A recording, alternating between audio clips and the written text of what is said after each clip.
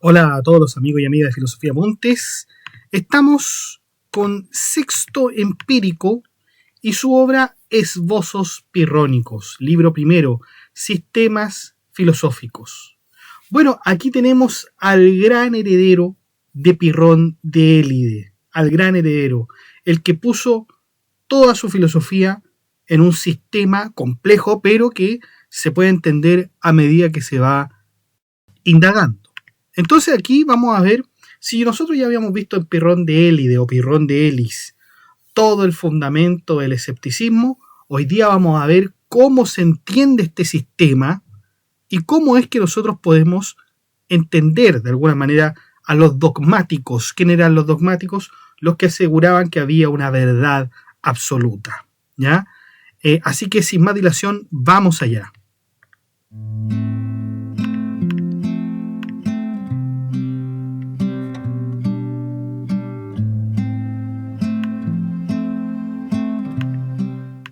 Bueno, en primer lugar entonces, Sexto Empírico comienza desde algo que considera casi evidente. Toda investigación humana parece dirigirse hacia uno de tres destinos posibles. Cuando alguien busca una respuesta, puede llegar a creer que la encontró, puede concluir que la respuesta es imposible de alcanzar o puede permanecer investigando. El investigador no puede permanecer indefinidamente sin una actitud frente a aquello que busca. O afirma o niega la posibilidad de afirmar o continúa examinando. El primer grupo está constituido por quienes consideran haber alcanzado la verdad. Son los llamados dogmáticos. Sexto menciona como ejemplos a los aristotélicos, epicúreos y estoicos. El término dogmático no tiene inicialmente un sentido insultante. Simplemente designa a quien sostiene una doctrina afirmando que las cosas son realmente de determinada manera. El aristotélico, seguidor de Aristóteles, cree haber descubierto las causas y principios del ser. El epicúreo afirma conocer la estructura material del universo. El estoico cree haber encontrado el orden racional que gobierna todas las cosas. Todos ellos comparten una misma convicción. El conocimiento verdadero es alcanzable y ellos lo poseen. Para Sexto, sin embargo, esta confianza constituye precisamente el punto que debe ser examinado. El segundo grupo es el de los académicos, particularmente los seguidores de Clitómaco y Carnéades. Estos sostuvieron que las cosas son inaprehensibles, es decir, que el conocimiento cierto no puede alcanzarse. A primera vista parecen cercanos a los escépticos, pero Sexto marca una diferencia importante. Los académicos hacen una afirmación positiva acerca de la realidad. Afirman que el conocimiento es imposible. Y en ese momento, dice Sexto, caen paradójicamente en aquello que critican. Se convierten en dogmáticos negativos. Han dejado de investigar porque creen haber llegado a una conclusión definitiva sobre la imposibilidad del saber. Finalmente aparecen los escépticos. Ellos no dicen haber encontrado la verdad, pero tampoco afirman que sea imposible encontrarla. Su actitud consiste simplemente en seguir investigando. Y esta posición puede parecer débil, indecisa, lo que usted quiera, pero en realidad es una estrategia filosófica extremadamente radical. El escepticismo evita comprometerse con afirmaciones definitivas y mantiene abierto el proceso de examen. Eso por lo pronto, o sea, hemos descrito a los dogmáticos. Vamos con la investigación escéptica. Comienza distinguiendo dos formas de exponer la filosofía escéptica, una general y otra específica. Antes de entrar en controversias con otras escuelas, Sexto quiere explicar primero qué es el escepticismo y cuáles son sus elementos fundamentales. El llamado estudio general consiste en exponer las características propias del escepticismo, su definición, sus principios, su razonamiento, su criterio, su finalidad y los procedimientos que conducen a la suspensión del juicio. Y esto resulta interesante porque contradice la idea de que el escéptico duda como por hábito o por confusión. No, aquí hay una disciplina intelectual. Y Sexto va a mostrar cómo opera este pensamiento. El estudio específico, por otra parte, consiste en argumentar contra cada uno de los apartados de la filosofía tradicional. Una vez establecidas las bases generales, el escepticismo pasa a convertirse en este instrumento crítico. Entonces Sexto prepara primero el método y luego lo aplicará al examen de las afirmaciones de las escuelas filosóficas. comienza a explicar los distintos nombres que recibe la orientación escéptica. El primero es cetética, que proviene de la idea de búsqueda e investigación. Este nombre enfatiza que el escéptico es alguien que permanece constantemente investigando, mientras otras escuelas consideran la investigación un medio para alcanzar una respuesta definitiva. Porque claro, para el escéptico, la investigación es el acto mismo de buscar una forma de vida filosófica. O sea, es un fin la investigación. El segundo nombre es eféctica, relacionada con la actitud mental que surge durante la investigación. Cuando aparecen argumentos igualmente fuertes a favor y en contra de una cuestión, el escéptico no se precipita hacia una conclusión. ¿Qué hace el escéptico cuando hay dos argumentos fuertes a favor? ¿Qué hace? Suspende el juicio. El tercer nombre es aporética, relacionada con la aporía o dificultad intelectual. El escéptico se mueve entre argumentos enfrentados y permanece en una tensión sin apresurarse a resolverla artificialmente. La incertidumbre deja de verse como un fracaso del pensamiento. Y fíjense cómo se está planteando ahora. Es una condición propia de la investigación filosófica. De acuerdo con Sexto, el escepticismo es una capacidad. Fíjense lo importante que está diciendo. El escepticismo es una capacidad. El escéptico no afirma poseer una verdad sobre la realidad. Posee una habilidad intelectual, es decir, la capacidad de enfrentar cosas opuestas entre sí.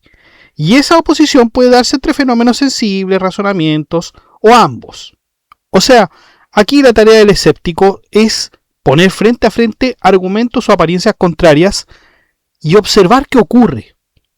No existe un único modo de producir oposición. A veces se enfrentan percepciones sensibles, otras veces teorías, otras veces se compara una percepción con una explicación racional.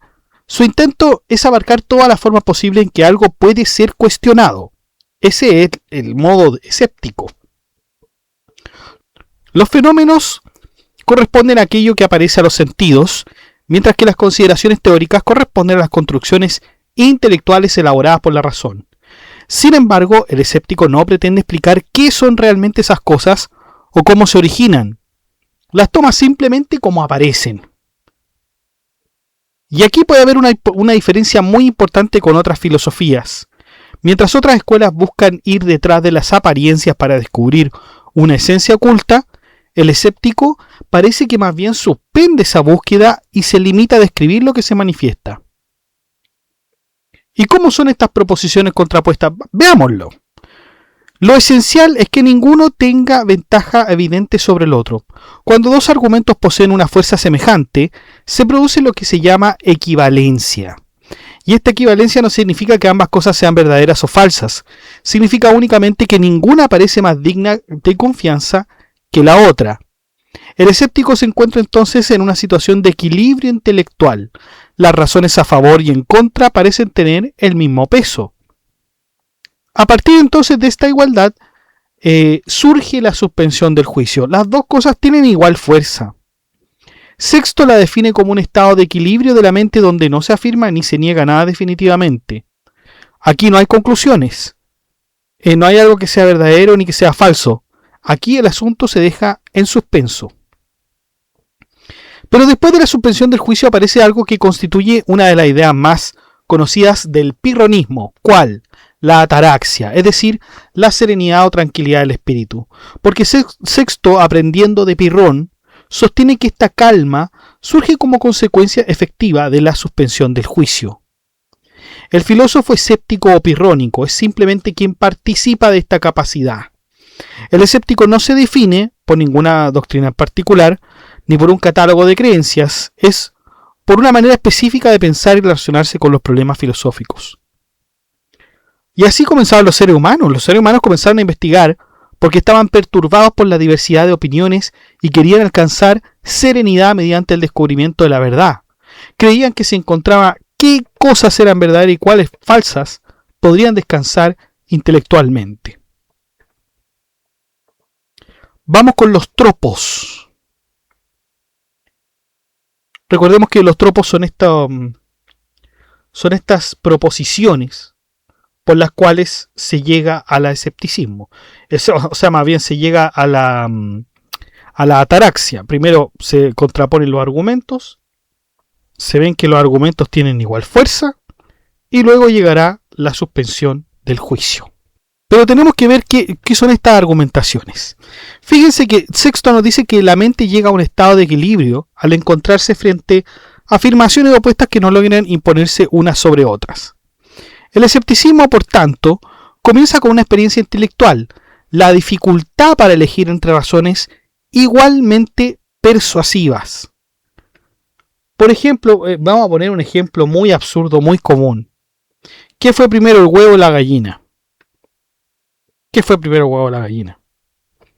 Si nosotros tenemos ese argumento, yo creo que tenemos muchas buenas razones para decir fue el huevo y otras muy buenas razones para decir que fue la gallina. ¿Ya? Ahí entonces un escéptico diría, bueno, yo voy a suspender el juicio. Esto no se puede saber. Pero bueno, las oposiciones pueden adoptar bastantes formas. Entonces, podemos contraponer fenómenos a fenómenos, razonamiento a razonamientos, o incluso uno mixto, de razonamiento a fenómenos. Y Sexto muestra esto mediante ejemplos. La torre, que parece circular desde lejos y cuadrangular desde cerca, revela que una misma realidad puede presentarse de dos formas distintas dependiendo de las condiciones de la observación. Entonces, si nosotros decimos que la torre parece circular desde lejos y cuadrangular desde cerca, ¿cuál de las dos apariencias representa la realidad verdadera? Esto en el entendido de que pusiéramos una persona que está cerca de la torre y a otra persona que está lejos de la torre, que la ve, digamos, circular, y a ambos le preguntáramos al mismo tiempo cómo la ve usted. La oposición también puede surgir entre razonamientos. Sexto ofrece el ejemplo de la providencia. Algunos argumentan que el orden visible del cosmos demuestra una inteligencia organizadora, pero otros responden señalando que los hombres buenos muchas veces sufren y los malos prosperan. Si el mundo estuviera dirigido por una providencia justa, podría esperarse lo contrario. Así entonces tenemos una explicación racional que entra en conflicto con otra explicación racional. Vamos al tercer tipo de oposición, la que existe entre fenómenos y teorías. Menciona el caso de Anaxágoras, quien sostenía que la nieve, aunque se manifiesta blanca a nuestros ojos, debía ser negra porque procede del agua, y el agua sería negra por naturaleza. Entonces aquí la apariencia sensible entra en conflicto con una construcción racional. Incluso cuando una tesis parece imposible de refutar, el escéptico recuerda que podría existir una explicación contraria todavía desconocida. Antes de que una teoría apareciera históricamente, esa teoría existía potencialmente sin ser conocida por nadie. Del mismo modo, algo opuesto podría existir aún sin haber sido descubierto. Entonces tenemos tipos de argumentos, ¿no es cierto?, que son los fenomenológicos, bien digo, y aquellos que son racionales. Y bueno, se pueden anteponer entre sí, o bien se pueden anteponer de forma mixta. Sexto nos presenta los tropos, pero nos da una advertencia bien importante. Estos tropos no son definitivos o completos. Podrían de hecho parecer insuficientes o imperfectos. Así que tengamos cuidado. Estos son los tropos obviamente que han dicho Pirrón de Élide, Enesidemo, también está por ahí los de Agripa. Pero ¿qué sostiene Sexto? Veamos qué es lo que sostiene Sexto. Primero veamos los 10, de hecho. Veamos los 10. 10 tropos son distintos modos de mostrar la inestabilidad de nuestros juicios. Algunos dependen de quien percibe, otros de la cosa percibida y otros de la relación entre ambos, como ya sabemos. Entre ellos aparecen factores como la diversidad de los animales, la diferencia entre los seres humanos, las condiciones de los sentidos, las circunstancias particulares, las distancias, las mezclas, las cantidades, las relaciones, la frecuencia de la experiencia y las costumbres o creencias. Entonces, claro, si nosotros tenemos estos 10 tropos, vamos a ver que estas son las 10 formas de entender quizás una realidad. Y verlo uno por uno, bueno, eso es lo que hacía Pirrón de Élide, verlo uno por uno, Enesidemo seguía, luego Agripa agregaba 5 más, Pero nos dice, está bien, tenemos estos tropos, organicémosla. Acuérdense que la pretensión de Sexto, reorganizar los 10 tropos. Y de hecho nos dice, tenemos 3 grupos generales. Aquellos que dependen del sujeto que juzga, aquello que depende del objeto juzgado y aquello que depende de ambos.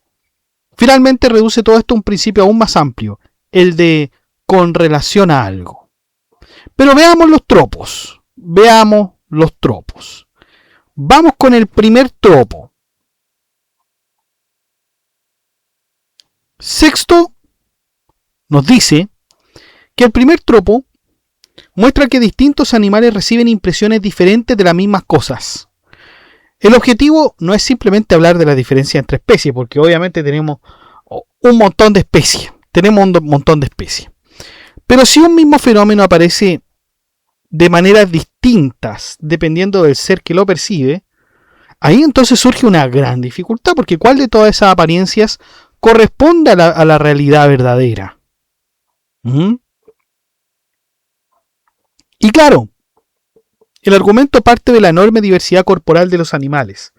Sexto describe cómo algunos parecen surgir del fuego, otros del agua corrompida, por cierto, otros del barro, de frutos, o incluso de cuerpos en descomposición, mientras otros nacen mediante reproducción sexual. Ojo que aquí lo que está hablando Sexto Empírico es una creencia muy antigua, que es de la generación espontánea, ¿ya? Que obviamente está introducida por Aristóteles en la historia, de que hay ciertos seres que nacen de materia inorgánica. Así los gusanos y las moscas nacen de la putrefacción, de la mugre, de la basura, ¿ya? De hecho, creo que en la historia de los animales de Aristóteles decía que los cocodrilos venían de la corteza de los árboles, una cosa así, ¿ya? Esas eran las creencias de aquellos tiempos. Algunos nacen vivos, otros salen de huevos y otros presentan formas intermedias. Aunque muchas de estas ideas biológicas hoy son incorrectas, como sabemos, la intención sigue siendo la misma. O sea, la naturaleza produce seres profundamente distintos entre sí, y esa diferencia probablemente afecta también en su forma de percibir el mundo. Entonces, entre los animales tenemos distintas percepciones de ver el mundo. Y luego Sexto se concentra en la visión. Dice que incluso entre seres humanos la percepción cambia según el estado corporal. El enfermo de ictericia ve amarillas cosas que otros ven blancas. Quien tiene un hematoma percibe tonos rojizos. Si pequeñas alteraciones físicas ya modifican nuestra percepción, entonces resulta razonable pensar que especies enteras con órganos visuales radicalmente distintos experimenten el mundo de otras formas completamente diferentes. Por ejemplo, después de mirar el sol durante mucho tiempo, las letras parecen doradas y giratorias. Ciertos ungüentos cambian los colores percibidos. Presionar el ojo altera las formas visuales. Incluso los espejos se ven distintos porque pareciera ser que modifican las posiciones o figuras según su estructura. Todo esto apunta entonces a que la percepción depende tanto del órgano que percibe como del objeto percibido. O sea, ya tenemos algunas dificultades, ¿no es cierto?, para llegar a lo que digamos a una verdad. Y de hecho, empieza a hablar de las pupilas de los animales. Los gatos, cabras o peces poseen ojos distintos a los humanos y por tanto no existe motivo para pensar que perciban las mismas formas o dimensiones que nosotros. De hecho, Sexto nos dice que quizás nunca percibimos las cosas tal como son, sino que únicamente tal como aparecen según nuestra constitución corporal. No estamos hablando del cuerpo así efectivamente, sino que estamos hablando, por ejemplo, en este caso de la visión, del ojo. El ojo humano no ve las cosas de la misma forma que un ojo de un gato, por ejemplo, ¿ya? El tacto cambia entre animales también, cubiertos de plumas, escamas o conchas. El oído depende de la forma del conducto auditivo. El olfato varía según la composición corporal. Incluso entre humanos, cuando estamos resfriados o enfermos, los olores cambian completamente. Lo mismo ocurre con el gusto. Durante una fiebre los alimentos parecen más amargos o secos, aunque éstas parecieran ser más agradables. La diferencia entre los animales entonces no solo afecta la forma de percibir, también aquello que consideran agradable, útil o dañino. Y ahí el mismo alimento, dice Sexto, una vez ingerido se transforma en distintas partes del cuerpo. Claro, comemos algo y eso va al hueso, a los nervios, a la sangre, a las arterias. Del mismo modo, el agua que recibe un árbol produce corteza, ramas o frutos distintos según la parte donde actúe. Incluso el mismo soplo produce sonidos diferentes en una flauta dependiendo del lugar por donde pasa. Entonces, Sexto nos quiere decir, una misma realidad puede generar resultados distintos según la constitución de aquello que la recibe. Si los organismos poseen naturalezas diferentes, entonces es razonable pensar que los objetos exteriores también produzcan representaciones mentales diferentes en cada uno de ellos. Luego Sexto se concentra en lo apetecible y lo desagradable. Lo que para los hombres es placentero puede resultar insoportable o mortal para otras especies. Los perfumes agradan a los humanos, pero repelen a ciertos insectos. El aceite beneficia a las personas y mata a las abejas. El agua salada resulta desagradable para los hombres, pero agrada a los peces. Los cerdos prefieren revolcarse en el barro, mientras que otros animales comen desechos que los humanos obviamente jamás podrían comer. Sexto también enumera caso tras caso para producir una impresión de enorme relatividad en la experiencia animal y dice: la cicuta, venenosa para el hombre, engorda a las codornices, las salamandras son comidas por las cerdas, ciertos insectos producen enfermedades en humanos, pero sirven como remedio para otras, para osas enfermas, por ejemplo. Incluso algunos animales reaccionan de manera radical frente a simples sonidos o plantas específicas. Entonces, parece ser que lo agradable o lo desagradable no parece pertenecer absolutamente a los objetos mismos, sino depende del ser que lo experimenta. Si lo placentero y lo doloroso cambian según la constitución del animal, entonces resulta difícil afirmar qué son realmente las cosas en sí mismas. Solo podemos decir cómo aparecen las cosas para nosotros, pero no cómo son realmente. Nosotros percibimos el mundo de cierta manera porque poseemos una constitución humana determinada. Sin embargo, no poseemos un criterio absoluto que permita afirmar que nuestra perspectiva sea superior a la de otros animales. Y ahí hay un problema, el de quién puede actuar como juez imparcial entre distintas percepciones. ¿Quién tiene la razón? ¿Tenemos la razón nosotros los humanos? ¿O tienen la razón los otros animales con respecto a las percepciones que tienen? Nosotros mismos somos parte de la disputa y precisamente por eso estamos menos capacitados para juzgar objetivamente. El ser humano no puede colocarse fuera de su propia condición para comparar neutralmente todas las perspectivas posibles. Si alguien quisiera probar que las percepciones humanas son más fiables que las animales, tendría que hacerlo mediante una demostración. Pero esa demostración sería percibida por seres humanos y por tanto seguiría estando sometida al mismo problema que intenta resolver. El problema dependería precisamente del criterio que se encuentra en cuestión. Y ahí pero el argumento se vuelve circular porque intentamos justificar nuestra percepción utilizando instrumentos cuya validez aún no ha sido demostrada. Por eso entonces concluye Sexto que no existe una demostración definitiva capaz de establecer la superioridad de las representaciones humanas sobre las animales. Y si las apariencias difieren y no poseemos un criterio neutral para decidir entre ellas, entonces la consecuencia natural es la suspensión del juicio respecto de cómo son realmente los objetos exteriores. Los animales no son inferiores a los seres humanos ni siquiera en aquello que normalmente se considera exclusivamente humano, la razón. Y para ello distingue entre una razón interior y la facultad de expresión. La razón interior corresponde a la capacidad de elegir lo que conviene, evitar lo perjudicial, adquirir habilidades útiles y desarrollar virtudes. Y aquí Sexto utiliza al perro, precisamente porque es un animal común y poco admirable. Sexto observa que el perro busca lo que le beneficia y evita lo que le daña. Persigue comida y rehúye el castigo. Posee un arte propio que es la caza, lo que importa cierta capacidad técnica orientada hacia fines específicos. Pero Sexto va más lejos. Afirma que el perro participa incluso de virtudes. Lo considera justo porque distingue entre amigos y extraños. Protege a quienes conoce y ahuyenta a quienes considera peligrosos. También lo describe como valiente e inteligente. De hecho, utiliza el célebre episodio de Argos en la Odisea, donde el perro de Ulises reconoce a su amo, pese a que todos los demás han sido engañados por su apariencia transformada. El animal demuestra conservar una especie de imagen conceptual más firme que la de los hombres.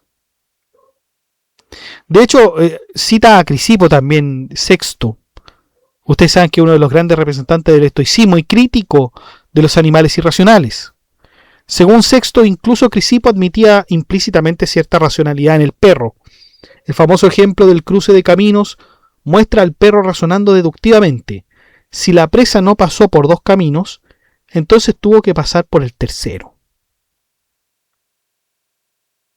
El animal entonces emplea formas de razonamiento similares a los humanos. El animal extrae espinas, limpia heridas, evita apoyar patas lesionadas y consume hierbas cuando necesita expulsar algo dañino de su cuerpo.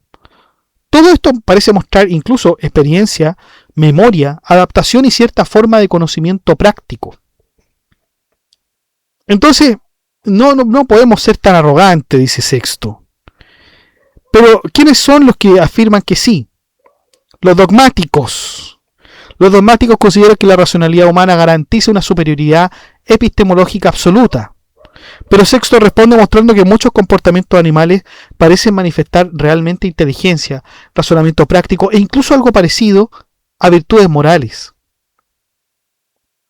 Algunos filósofos ya habían considerado que el habla no era esencial para la virtud. Y Sexto recuerda que un hombre mudo no deja por ello de ser racional, pero incluso dejando eso de lado, observa que ciertos animales imitan palabras humanas y que quizás los animales posean formas de comunicación que nosotros simplemente no comprendemos. Cuando escuchamos hablar una lengua extranjera que desconocemos, sus sonidos pueden parecernos un ruido uniforme. Del mismo modo, quizás el lenguaje animal nos parece incomprensible únicamente porque no sabemos interpretarlo. Los distintos ladridos del perro, según las circunstancias, por ejemplo, amenaza, dolor, alegría o advertencia, muestran que existe diferenciación expresiva y comunicación contextual. Entonces los animales no parecen inferiores a los humanos, ni en estabilidad, ni en razón, ni siquiera completamente en la facultad de expresión. Por ello no tenemos motivos suficientes para considerar menos fiables sus representaciones mentales.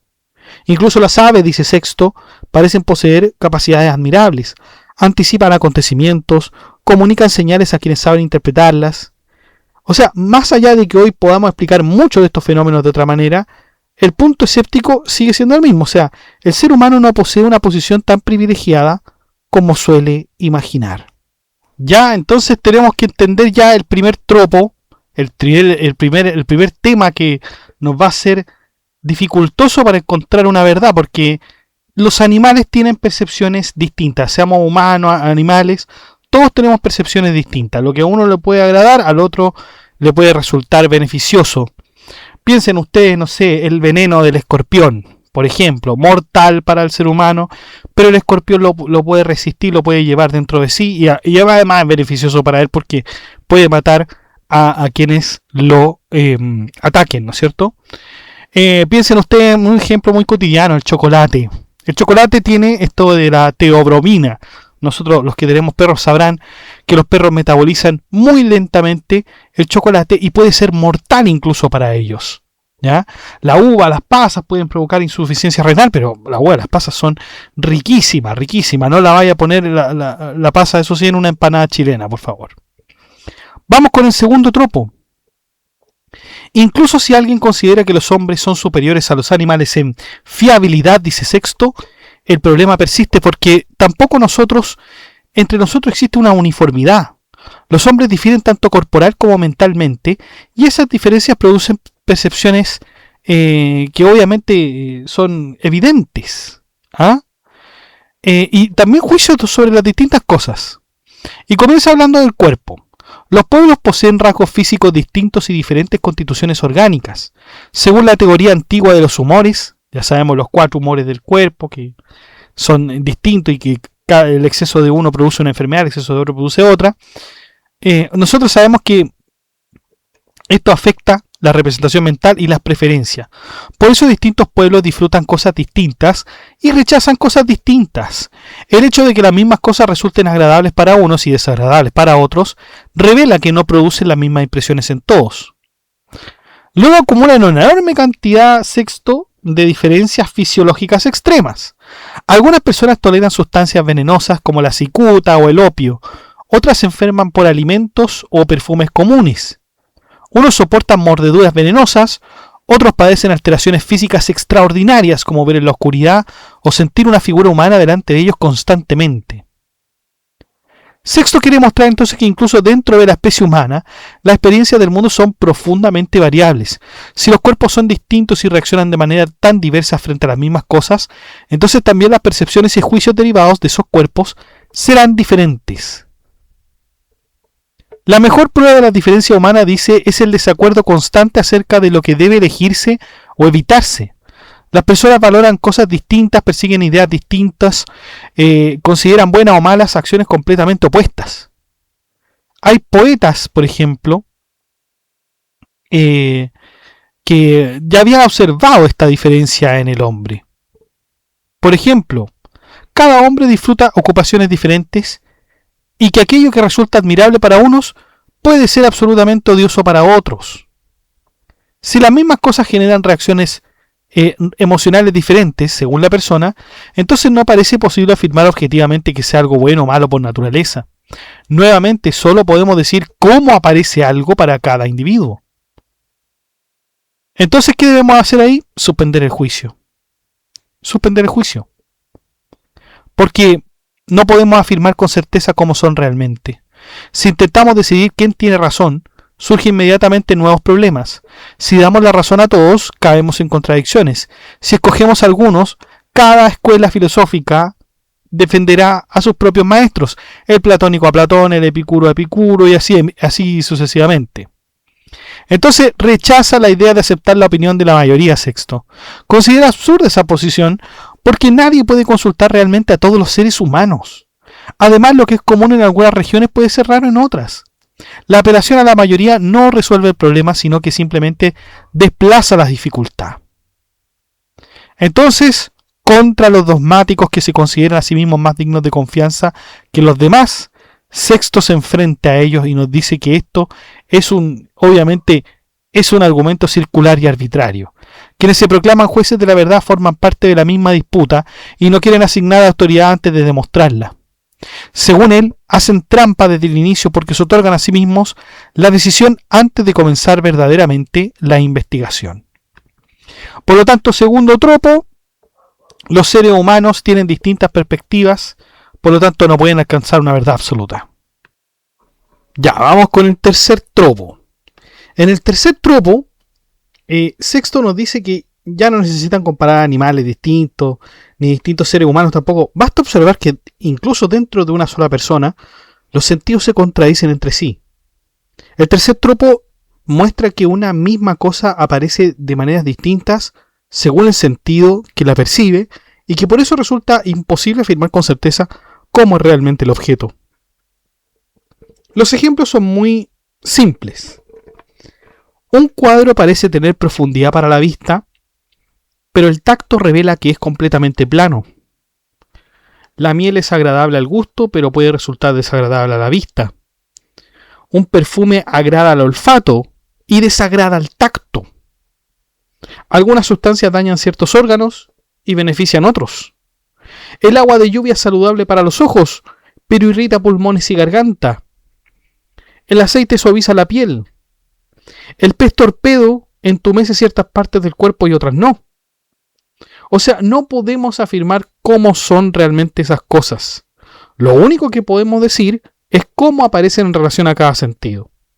El objeto parece fragmentarse en múltiples apariencias dependiendo del órgano que lo percibe. Hay un ejemplo de la manzana también, de este tropo. La manzana aparece amarilla, dulce, lisa, fragante. Pero Sexto pregunta algo más profundo: ¿posee realmente todas esas cualidades en sí misma? ¿O acaso tiene una naturaleza que se manifiesta de modo distinto según el sentido que la recibe? Incluso plantea otra posibilidad, todavía más radical. Quizá la manzana posea cualidades adicionales completamente inaccesibles para nosotros porque no poseemos los órganos adecuados para percibirlas. Nosotros asumimos que percibimos la totalidad de las cualidades de las cosas simplemente porque disponemos de 5 sentidos. Pero eso podría ser una ilusión. Imaginemos a una persona nacida sin vista ni oído. Para ella no van a existir los colores ni sonidos y pensaría que las únicas propiedades reales son las que puede captar mediante el tacto, el gusto y el olfato. Del mismo modo, nosotros quizá ignoramos innumerables aspectos de la realidad simplemente porque carecemos de los sentidos correspondientes. Entonces, sigue siendo el conocimiento absolutamente parcial. Ahora bien, alguien podría decir que la naturaleza creó precisamente los sentidos adecuados para captar correctamente lo sensible. Pero Sexto responde atacando inmediatamente el concepto mismo de naturaleza y dice: ¿quién puede afirmar con naturaleza qué es la naturaleza o cómo actúa cuando los propios filósofos describen y discrepan radicalmente sobre su existencia y funcionamiento? Y quien intenta resolver la cuestión tampoco puede presentarse como juez natural porque él mismo participa de la disputa. Entonces no sabemos si las cosas poseen únicamente las cualidades que percibimos, más cualidades que las percibidas o incluso menos de las que podemos captar. Y si los sentidos no logran mostrarnos con claridad cómo son los objetos, tampoco la inteligencia podrá hacerlo, porque la inteligencia depende finalmente de aquello que recibe mediante los sentidos. Lo que decía Aristóteles, ¿no es cierto? Nada hay en la inteligencia sin que previamente haya pasado por los sentidos.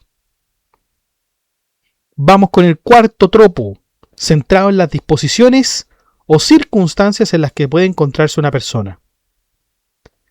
Claro, la idea aquí de Sexto es que las cosas no se nos aparecen siempre del mismo modo. Cambian según nuestro estado físico, emocional, mental. Y aquí llevamos la duda más lejos.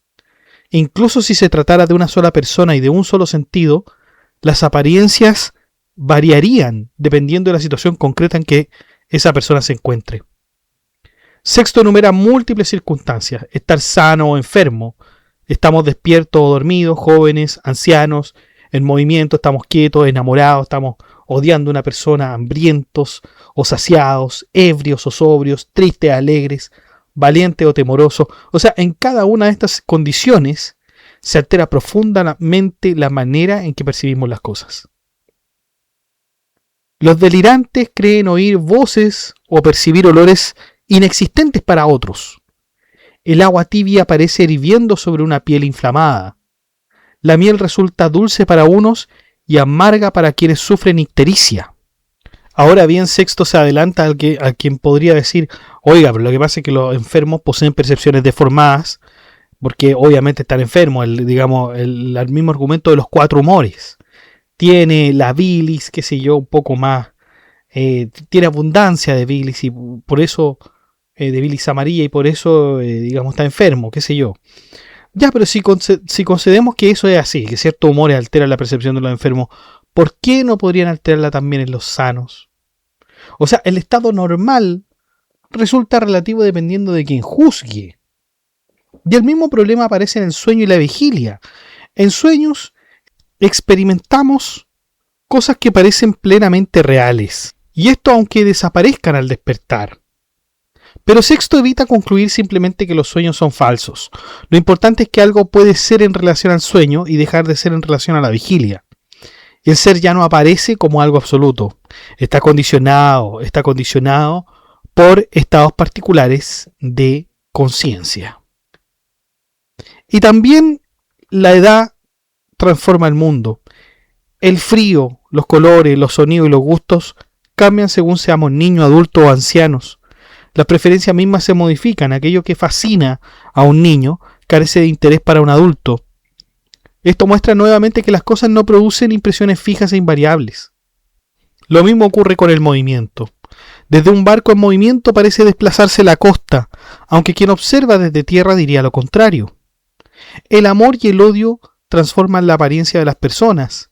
la comida cambia según el hambre, el vino cambia de sabor dependiendo de lo que haya comido antes, el miedo convierte cosas ordinarias en amenazas terribles, la tristeza vuelve doloroso aquello que en otros momentos resulta agradable. O sea, no existe una percepción pura e independiente de circunstancias. Siempre percibimos según algún estado particular que tengamos. Por eso Sexto concluye que podemos describir cómo las cosas aparecen en determinadas condiciones, pero no cómo son objetivamente. Si alguien quisiera decidir cuál disposición produce percepciones correctas e incorrectas, tendría que hacerlo desde alguna disposición concreta. Pero esto no sería un juez neutral, sino parte del mismo problema que intenta resolver. Vamos con el quinto tropo, ya vamos en la mitad. Aquí se analizan cómo las cosas cambian de apariencia según la posición, la distancia y el lugar. Y aquí atento porque los ejemplos son muy parecidos. Un pórtico visto desde un extremo parece estrecho y deformado, mientras que desde el centro parece perfectamente proporcionado. Un barco lejano parece pequeño e inmóvil, pero de cerca está grande y en movimiento. La misma torre parece redonda desde lejos, el primer ejemplo que habíamos dado, ¿cierto? Pero, ojo, que Sexto no es que niegue las apariencias, sino que estas varían dependiendo siempre de la perspectiva. Eso es lo que quiere lugar. Entonces, los lugares en los que se encuentran las cosas son muy, muy distintos. O sea, piensen ustedes, la luz de una lámpara parece débil bajo el sol y brillante en la oscuridad. El remo dentro del agua parece quebrado y fuera de ella está recto. El coral es blando en el mar y duro fuera de él. El sonido cambia según se produzcan distintos instrumentos o directamente en el aire. La posición también modifica lo percibido. Un cuadro colocado horizontalmente parece plano, pero cuando se cuelga adecuadamente adquiere profundidad y relieve. Los colores del cuello de una paloma cambian dependiendo del ángulo desde el cual se observen. Entonces, de nuevo, la percepción cambia según el lugar, la distancia y la posición. Si hubiese un juez neutral para esto, la verdad es que podríamos encontrar la verdad, pero no lo hay. No lo hay. La demostración es muy, muy difícil, vamos a decir, por no decir imposible. Vamos con el sexto tropo. Nunca percibimos las cosas de manera aislada o pura. Todo objeto se nos presenta mezclado con otras condiciones, medios o elementos que interfieren en nuestra percepción. Por eso cuando creemos percibir algo, quizás no estemos captando el objeto mismo, sino una combinación entre el objeto y aquello que lo rodea o algo que media entre él y nosotros. Nos da un ejemplo Sexto. Señala que el color de la piel cambia según se observe bajo la luz intensa del sol o en un ambiente frío y oscuro. El mismo sonido se percibe de manera distinta en un aire ligero o en uno denso. Los olores resultan más fuertes en una sala de baños o bajo el calor del sol que en un lugar fresco. Un cuerpo sumergido en agua parece ligero, mientras que fuera de ella parece pesado. En todos estos casos lo percibido depende no solamente del objeto, depende también del medio en que se encuentra. Entonces, de nuevo, podemos describir cómo aparece, pero no como sería considerado completamente por sí mismo. Incluso nuestros propios órganos sensoriales constituyen una interferencia. Los ojos contienen humores, membranas y diversos elementos físicos. Por tanto, la visión no consiste en un contacto directo con la realidad. Es en una percepción mediada por toda esa estructura corporal. También vuelve a los histéricos que ven las cosas amarillentas y de quienes padecen ciertas afecciones que alteran los colores percibidos. Lo mismo ocurre con el oído, los sonidos llegan a través de conductos complejos y son afectados por el estado del aire, por la forma del canal auditivo y por diversas condiciones corporales. Tampoco el olfato y el gusto escapan a esta situación, ya que los objetos son olidos y gustados a través de tejidos, fluidos y órganos específicos que intervienen en la percepción. Entonces, los sentidos nunca captan los objetos cómo exactamente son. Siempre recibe los sentidos una mezcla en la que participan tanto el objeto percibido como el medio y el órgano que percibe. Incluso si alguien quisiera confiar en la inteligencia para corregir los errores de los sentidos, Sexto sostiene que tampoco la mente está libre de interferencias. En primer lugar, porque recibe su información precisamente a través de sentidos potencialmente engañosos. Y en segundo lugar, porque la propia mente está ligada a a una constitución corporal determinada. Los filósofos discutían si residía en el cerebro, en el corazón o en otra parte del cuerpo, pero cualquiera que fuese su ubicación estaba asociada a órganos y humores particulares. De esta manera, entonces, tampoco la razón puede presentarse como un observador puro e independiente. Vamos con el séptimo tropo. Las cosas cambian de apariencia y de efectos según su cantidad y según la forma en que están compuestas. Por ejemplo, las pequeñas esquirlas del cuerno de una cabra parecen blancas cuando se observan por separado, pero el cuerno completo se ve negro. Las limaduras de plata parecen negras individualmente, mientras que la masa compacta de plata aparece brillante y blanca. Los granos de arena aislados resultan ásperos al tacto, pero reunidos en gran número producen una sensación de suavidad. Lo que percibimos entonces depende no solo del objeto, sino que también del tamaño, la cantidad y la organización. Y esto no afecta únicamente a la apariencia visual, también afecta a los efectos físicos que las cosas producen. Por ejemplo, el éboro, una planta medicinal muy utilizada en la antigüedad, actúa de forma distinta según se tome pulverizado o entero. El vino fortalece cuando se consume moderadamente, pero perjudica en exceso. El alimento sostiene la vida en cantidades adecuadas, pero provoca enfermedad cuando se consume en exceso. Las propiedades entonces de las cosas no parecen ser absolutas, sino más bien dependientes de ciertas proporciones. Lo beneficioso puede convertirse en perjudicial simplemente por variar la cantidad. A la inversa, algo potencialmente dañino puede resultar inocuo o incluso útil en pequeñas dosis. Y aquí Sexto aprovecha de hablarnos de la medicina. Acuérdense que es médico, lo sabemos no por su apellido, pero por cómo le llamaban, el empírico. Los medicamentos suelen componerse de sustancias simples cuidadosamente mezcladas. Una variación mínima en las proporciones puede transformar un remedio eficaz en una sustancia dañina. Y esto sugiere que las propiedades que atribuimos a las cosas no pertenecen necesariamente a una esencia fija, dependen de relaciones cuantitativas y composiciones específicas. Entonces, cuando observamos un objeto, nuevamente, no sabemos con certeza si las propiedades que percibimos pertenecen a la cosa misma o si son el resultado de combinaciones, cantidades, disposiciones de sus partes. Vamos con el octavo tropo. Mientras los primeros tropos mostraban cómo las cosas cambian según los animales, los hombres, los sentidos, las circunstancias o las posiciones, ahora Sexto sostiene que todas esas diferencias tienen una raíz común. Todo se presenta en relación a algo más. Nos hace una aclaración del lenguaje escéptico. Cuando dice que las cosas son con relación a algo, en realidad quiere decir que aparecen con relación a algo. Fíjense que el escéptico evita afirmar cómo son las cosas en sí mismas y se limita a describir cómo se manifiestan. La relación puede entenderse de dos maneras. En primer lugar, toda cosa aparece en relación con quien la percibe. Un objeto se muestra de una manera para un hombre, de otra manera para un animal, de una forma para un sentido y de otra según las circunstancias.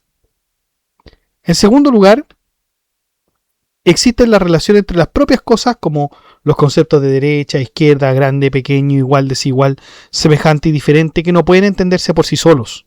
Algo es grande en comparación con algo menor. Algo es derecho respecto de algo situado a su izquierda. Entonces, estas nociones que estamos hablando carecen de significado absoluto porque solo existen dentro de una relación. Incluso aquello que aparece independiente resulta ser relativo. Si una cosa se distingue de otra, esa diferencia misma constituye una relación. Algo es diferente únicamente respecto de aquello de lo que se diferencia. Por tanto, incluso la noción de diferencia presupone una referencia a otra cosa. Entonces, estamos atrapados en ese sentido. Los dogmáticos hablan de géneros supremos, especies, categorías y jerarquías de seres. Pero todas estas clasificaciones son relacionales. Una especie existe en relación a un género se define en relación con la especie que contiene. Entonces la estructura misma del conocimiento parece depender de relaciones. Incluso la distinción entre lo manifiesto y lo oculto, fundamental para muchas filosofías. Los dogmáticos sostienen que las cosas visibles sirven como signos de realidad invisibles. Pero si algo es signo de otra cosa, entonces ambas están definidas por una relación.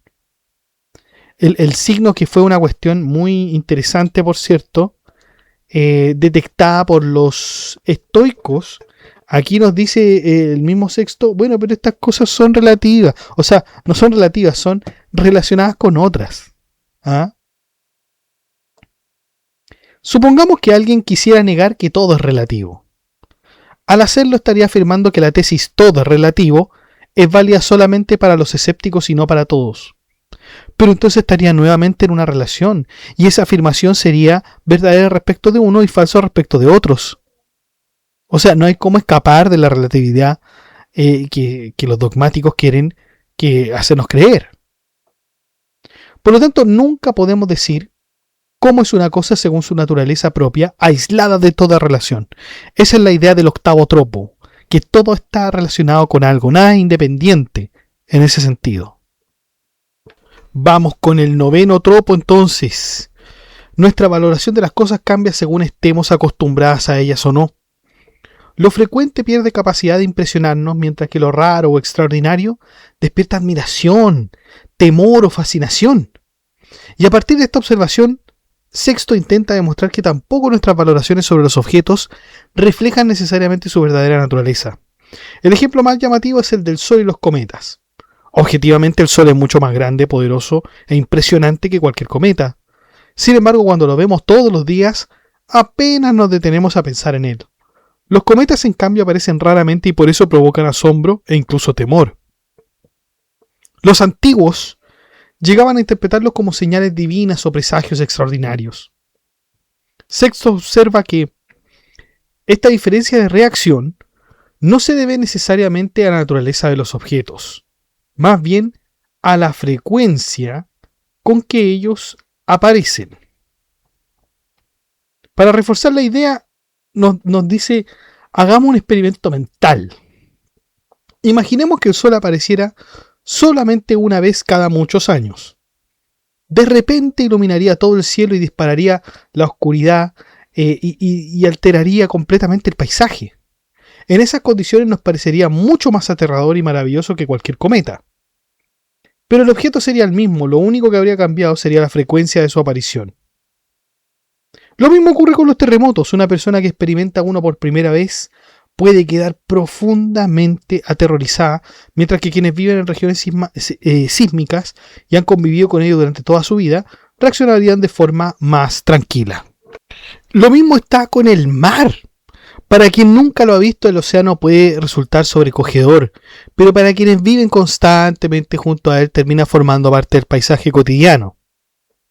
La belleza humana, una belleza contemplada de forma inesperada, puede conmovernos intensamente, mientras que la misma belleza observada continuamente pierde parte de su capacidad de impresionarnos. Lo raro suele parecernos valioso precisamente porque es raro. El agua, que normalmente es abundante, suele ser considerada algo ordinario, pero si escaseara gravemente, llegaría a parecernos más preciosa que muchos tesoros. Piensen, por ejemplo, en el oro también. Si estuviera disperso por el suelo con la misma abundancia que las piedras, probablemente dejaría de ser considerado valioso. Vamos ahora con el décimo tropo. Mientras los tropos anteriores entonces se centraban principalmente en la percepción, Sexto muestra que la misma diversidad y conflicto aparecen en aquello que los seres humanos consideran correcto, justo, sagrado, verdadero. Las formas de pensar son modos de vida o escuelas filosóficas. Las leyes son normas escritas respaldadas por castigos. Las costumbres son prácticas aceptadas socialmente sin necesidad de sanciones legales. Las creencias míticas son relatos tradicionales aceptados por muchas personas, y las opiniones dogmáticas son doctrinas filosóficas sostenidas mediante razonamientos, demostraciones. O sea, todos estos criterios entran en constante conflicto unos con otros. Lo que una sociedad considera correcto, otra lo considera incorrecto. Lo que una ley ordena, otra ley prohíbe. Lo que una escuela filosófica enseña, otra lo rechaza. Un mito afirma algo, el otro lo contradice. Algunos pueblos tatúan a sus hijos recién nacidos, mientras otros no lo hacen. Los persas consideran decorosas ciertas formas de vestir que los griegos juzgan impropias. Algunos pueblos practican conductas que otros consideran vergonzosas. Por lo tanto, como pueden ver, todo se vuelve absolutamente relativo. Y la misma diversidad también aparece en las leyes. O sea, hay casos donde una acción permitida en una ciudad está prohibida en otra. Lo que una comunidad considera un deber, otra puede verlo como algo opcional. Y así la ley deja de parecer una expresión universal de la justicia y más bien es algo dependiente de convenciones humanas particulares. Las escuelas filosóficas, ¿para qué hablar? O sea, algunos filósofos defienden la inmortalidad del alma, otros la niegan, otros creen en la providencia, otros la rechazan. Hay una sola sustancia fundamental, existen muchas. O sea, en realidad casi como que de loco esto. O sea, en la escuela filosófica obviamente hay mucha discrepancia. Entre los distintos niveles también de autoridad. Porque enfrenta las costumbres con las leyes con las leyes con los mitos con las doctrinas filosóficas, las doctrinas filosóficas con las costumbres. O sea, todos ellos tienen un conflicto, por cierto. Entonces, es muy difícil que nosotros podamos llegar a esto que nosotros podemos llamar verdad absoluta o criterio absoluto o ley absoluta. Solamente, nuevamente, tenemos las apariencias. Ahí están entonces, estimadísimos, los 10 tropos. Los 10 tropos que nos enseñan el escepticismo. Y ahora, bueno, a ver, usted lo escuchó. Puede que a más de alguno le haya parecido a usted casi que absurdo. O como para decir, a ver, pero Sexto, las cosas no son así. O las cosas pueden ser asá. O sí, hay absoluta, convención con respecto a esto o aquello. ¿Ya? Puede ser que los 10 tropos puedan ser cuestionables. Algunos de ellos, no todos. Pero hay más. Hay otros 5 tropos. Que estos son los tropos de Agripa. Me parece que Sexto no lo dice. Pero son los tropos de Agripa. Ahora, acordémonos que Sexto lo está sistematizando todo. ¿Ya? Porque mientras los 10 tropos analizaban diversas situaciones concretas relacionadas con la percepción, las costumbres, las circunstancias, los 5 tropos que vamos a hablar ahora van más con principios generales, capaces de abarcar prácticamente cualquier discusión filosófica. Este quizá es el que son los que nos interesan más. Y el primer tropo es el del desacuerdo. El punto de partida es muy sencillo. Sobre casi todas las cuestiones importantes existen profundas discrepancias entre las personas corrientes y los filósofos. Cuando encontramos opiniones opuestas defendidas por individuos igualmente competentes, carecemos de un criterio evidente para decidir cuál debe aceptarse. Por ello, el desacuerdo conduce naturalmente a la suspensión del juicio. O sea, Sexto no afirma que ninguna de las posiciones sea verdadera o falsa, simplemente señala que no podemos tener una base segura para elegir entre ellas. Pongamos un ejemplo. Supongamos que se pregunta, hay una serie de filósofos, y se pregunta a ellos, ¿existe Dios? Y Santo Tomás de Aquino dice sí, sin ninguna duda. Epicuro va a decir no de la manera tradicional. Spinoza diría sí, pero Dios es la naturaleza. Un teólogo diría la evidencia es la revelación. Un científico ateo diría no hay evidencia. Entonces, uno podría decir, oye, pero ¿cómo decimos cuál de ellos tiene razón? Y uno respondería, bueno, tenemos que ver cuál es el mejor. Pero un escéptico como Sexto, como Pirrón, como Agripa, preguntaría, ¿y con qué criterio sabemos quién es el mejor? Entonces, ese criterio también va a ser discutido. ¿Se fijan que es sumamente difícil en ese sentido? Entonces ya el primer tropo nos tiene con problemas. Este es el tropo de Agripa, por cierto. Vamos con el segundo tropo, que es el de la recurrencia al infinito. Ocurre cuando una afirmación necesita una prueba, pero esa prueba requiere a su vez otra prueba que la garantice y así sucesivamente. Cada fundamento necesita un nuevo fundamento.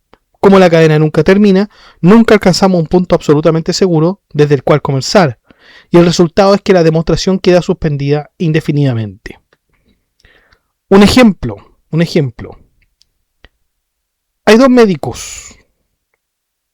Revisan los mismos exámenes, son los mismos. Es un paciente, reciben exactamente los mismos exámenes. La misma información, absolutamente la misma información. Y uno dice, debe operarse. Y el otro médico dice, no debe operarse. Los dos tienen experiencia, los dos citan estudios, los dos explican sus razones. Los dos fueron a la misma universidad, etc. O sea, los dos son igual de competentes. Esa condición no se les puede olvidar. Los dos son igual de competentes. Preguntemos cuál tiene razón. Para decir si tienen razón, recurramos a un tercer médico. Pero ese tercer médico puede discrepar. Y si recurrimos a una guía clínica, bueno, alguien podrá discutir esa guía clínica. O sea, siempre va a haber un desacuerdo. ¿Se dan cuenta? Y así vamos a seguir hasta el final, hasta el infinito. Vamos con el tercer tropo, que es el de la relación.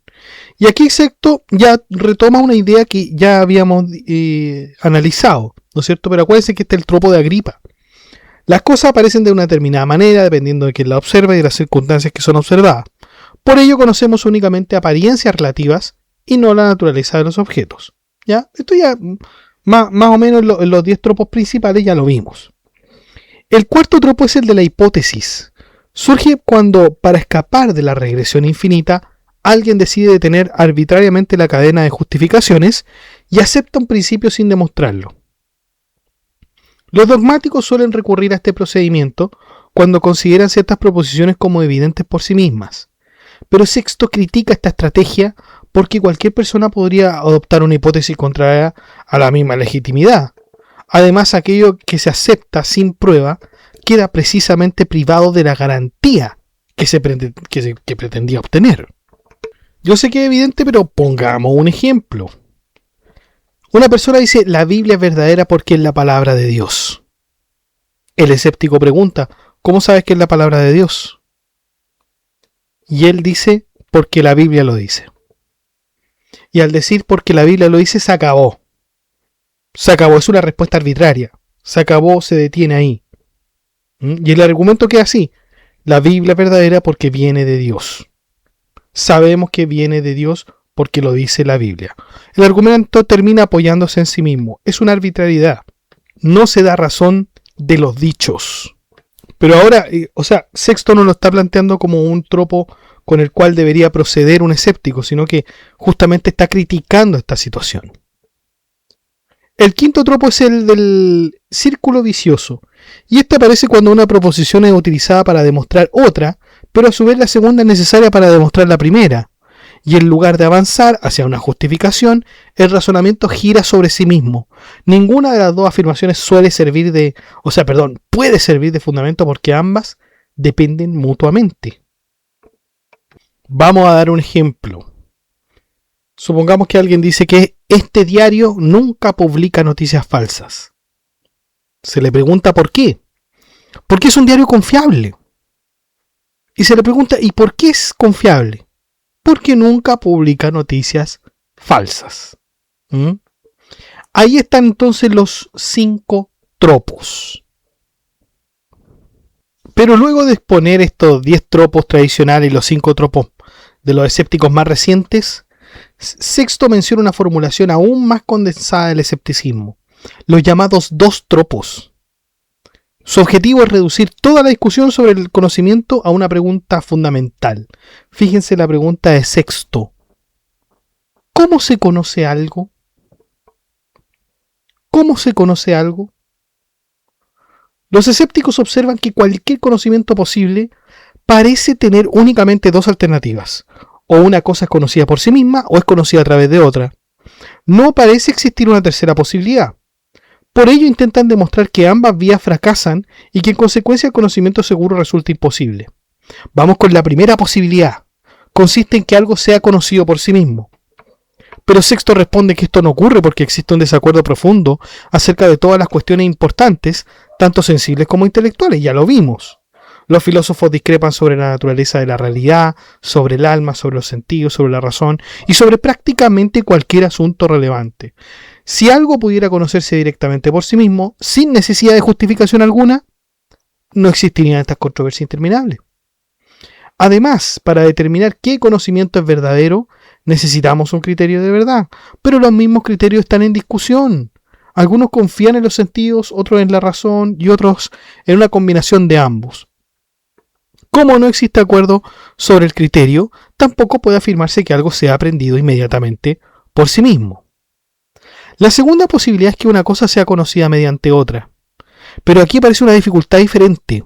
Si una afirmación necesita ser garantizada por otra, entonces debemos preguntarnos cómo se garantiza esa segunda afirmación. Si requiere una tercera y esta una cuarta, caemos en una regresión infinita. Nunca llegamos a un verdadero definitivo. Si intentamos detener esa cadena haciendo que una afirmación se justifique mediante otra, que a su vez depende de la primera, caemos en un círculo vicioso. Ninguna de las dos proporciona un fundamento independiente para la otra. Y si alguien intenta escapar afirmando que una de esas proposiciones se conoce directamente por sí misma, vuelve a encontrarse con el problema anterior. Precisamente eso es lo que todavía no ha sido demostrado. El razonamiento regresa al punto de partida. Lo interesante es que estos dos tropos entonces contienen en forma resumida los 5 tropos anteriores. El fracaso del conocimiento por sí mismo remite al desacuerdo y a la falta de un criterio seguro. Y el fracaso del conocimiento mediante otra cosa remite a la regresión infinita, al círculo vicioso y finalmente a una hipótesis para terminar la discusión, para hacer esta hipótesis arbitraria.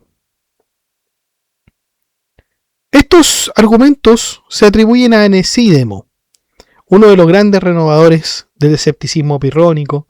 Nosotros ya contamos en la historia de Sexto y en la historia del mismo Pirrón de Élide cómo esto fue evolucionando. Pero ahora Sexto nos presenta 8 tropos más. Según Sexto, estos 8 tropos son los de Enesídemo, ¿ya? O Enesídemo. Y estos no pretenden demostrar que las causas no existan. Tienen por objeto poner en duda la pretensión de conocerlas con certeza. Entonces, el primer tropo señala que las causas suelen situarse en realidades no manifiestas. Cuando los filósofos explican un fenómeno, normalmente recurren a entidades o procesos invisibles, pero precisamente porque son invisibles carecen de una confirmación unánime en la experiencia. Entonces la experiencia causal se mueve en un terreno donde las evidencias son discutibles. El segundo tropo critica la tendencia a escoger una única explicación cuando existen varias posibilidades igualmente plausibles. Muchas veces un fenómeno podría explicarse de diversas maneras, pero el dogmático selecciona una y la presenta como la verdadera sin haber descartado satisfactoriamente las demás. El tercer tropo denuncia que los filósofos, a menudo, intentan explicar fenómenos ordenados mediante causas que carecen de orden o claridad. La explicación resulta más confusa que aquello que pretende explicar. El cuarto tropo apunta a una extrapolación injustificada. Claro, los filósofos creen que porque han comprendido cómo funcionan ciertas cosas visibles, también pueden comprender las invisibles mediante analogía. Pero Sexto recuerda que lo oculto podría funcionar de manera semejante a lo visible o podría obedecer a principios completamente distintos. No existe una garantía de que la analogía sea correcta.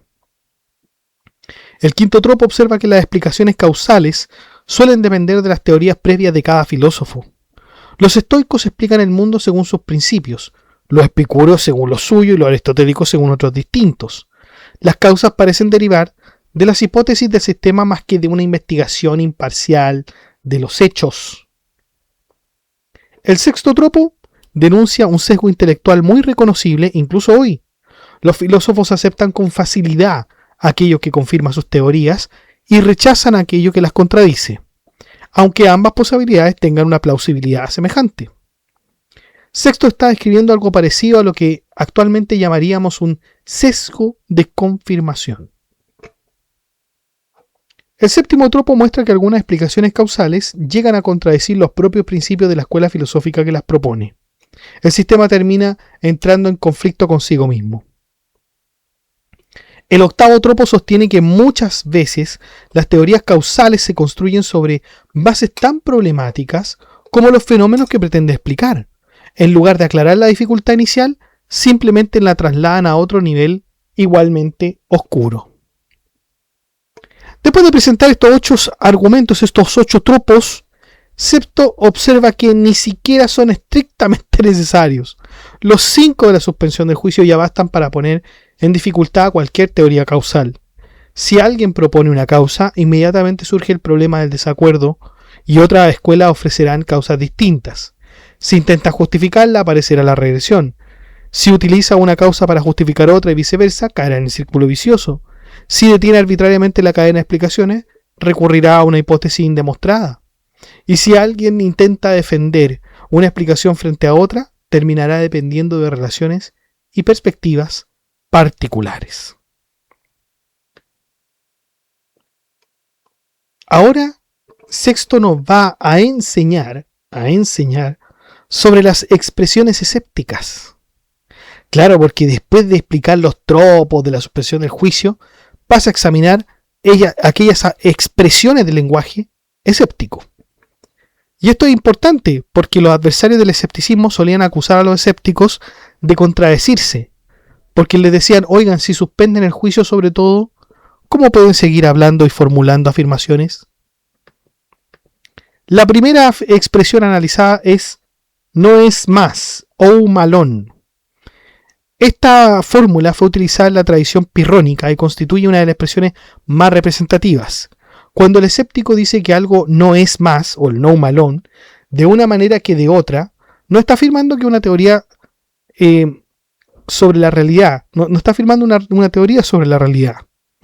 Más bien está describiendo, de alguna forma, la situación en que las dos afirmaciones opuestas le parecen igualmente plausibles. O sea, esa es la primera condición, ¿se dan cuenta? Cuando un escéptico dice, oh, malón, no es más, aquí hay una igualdad de argumentos. Ahí es cuando funciona. Sexto explica que la expresión es abreviada. Cuando dice no es más, el sentido completo sería como decir no es más esto que aquello. No es más verdadero que falso o no es más una cosa que otra. Lo importante es la idea de equilibrio entre posiciones contrapuestas. La fórmula intenta expresar que ninguna de las alternativas consigue imponerse claramente sobre la otra. Algunos escépticos incluso preferirían formular la expresión en forma de pregunta. ¿Qué más es esto que esto? ¿Qué más es esto que esto? Con la intención de que hay una ausencia de preferencias entre las opciones enfrentadas. También está la afirmación, o más bien la expresión, de decir no afirmo nada. Pero esto tiene dos sentidos. En un sentido amplio, afirmar incluye tanto las afirmaciones como las negaciones. En un sentido más estricto, en todo caso, solo incluye las afirmaciones positivas, ¿cierto? Cuando yo digo no afirmo nada, pareciera que estamos hablando de que no afirmo ni lo positivo ni lo negativo. Pero en un sentido más estricto, estamos hablando de una afirmación positiva, que solamente no afirmo las afirmaciones positivas. El escéptico utiliza la expresión en el primer sentido, o sea, no afirma nada, ni las positivas ni las negativas. Y decir que no afirma nada significa que ni establece ni rechaza dogmáticamente ninguna tesis acerca de las cosas no manifiestas. ¿Ya? O sea, lo que nos importa aquí siempre es la investigación. Ojo con eso. No estamos afirmando, porque esto se da nuevamente en cosas que no son manifiestas. ¿Ya? Cosas que no son manifiestas. Sin embargo, introduce una precisión importante Sexto. El escéptico no deja de asentir todo. Cuando experimenta hambre, frío, dolor o cualquier afección, la acepta naturalmente. Lo que evita es el asentimiento dogmático respecto de teorías sobre realidades ocultas o no evidentes. Por lo tanto, el escéptico no niega que siente calor. Lo que evita es afirmar con certeza qué es realmente el calor en sí mismo. Hay otras expresiones que dicen los escépticos como quizás, es posible o puede ser. Y estas fórmulas representan muy bien el lenguaje escéptico porque dejan abiertas las posibilidades opuestas. Cuando el escéptico dice quizás es, está dejando implícitamente también la posibilidad de que quizás no sea. ¿Y qué quieren decir con la famosa expresión suspendemos el juicio? Esto tampoco debe entenderse, porque muchos piensan, esto es una doctrina filosófica. No, Sexto dice que esto no es ninguna doctrina filosófica. Simplemente significa que el escéptico no encuentra razones suficientes para decidir cuál de las posiciones enfrentadas merece crédito y cuál no. Las tesis opuestas le aparecen equilibradas en cuanto a credibilidad e incredibilidad. Por eso la mente permanece suspendida, sin aceptar ni rechazar ninguna de ellas.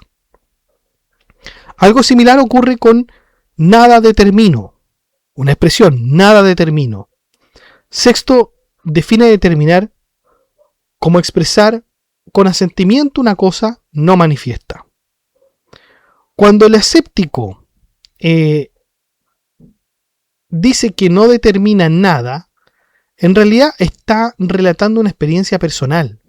En este momento no encuentro fundamento para establecer ni rechazar dogmáticamente ninguna de las cuestiones investigadas. Hay otra expresión que tienen los escépticos, que es todo está indeterminado. A primera vista parece una afirmación universal sobre todas las cosas, pero Sexto insiste en que esto debe entenderse de manera restringida. El escéptico habla únicamente de aquellas cuestiones no manifiestas examinadas por los filósofos.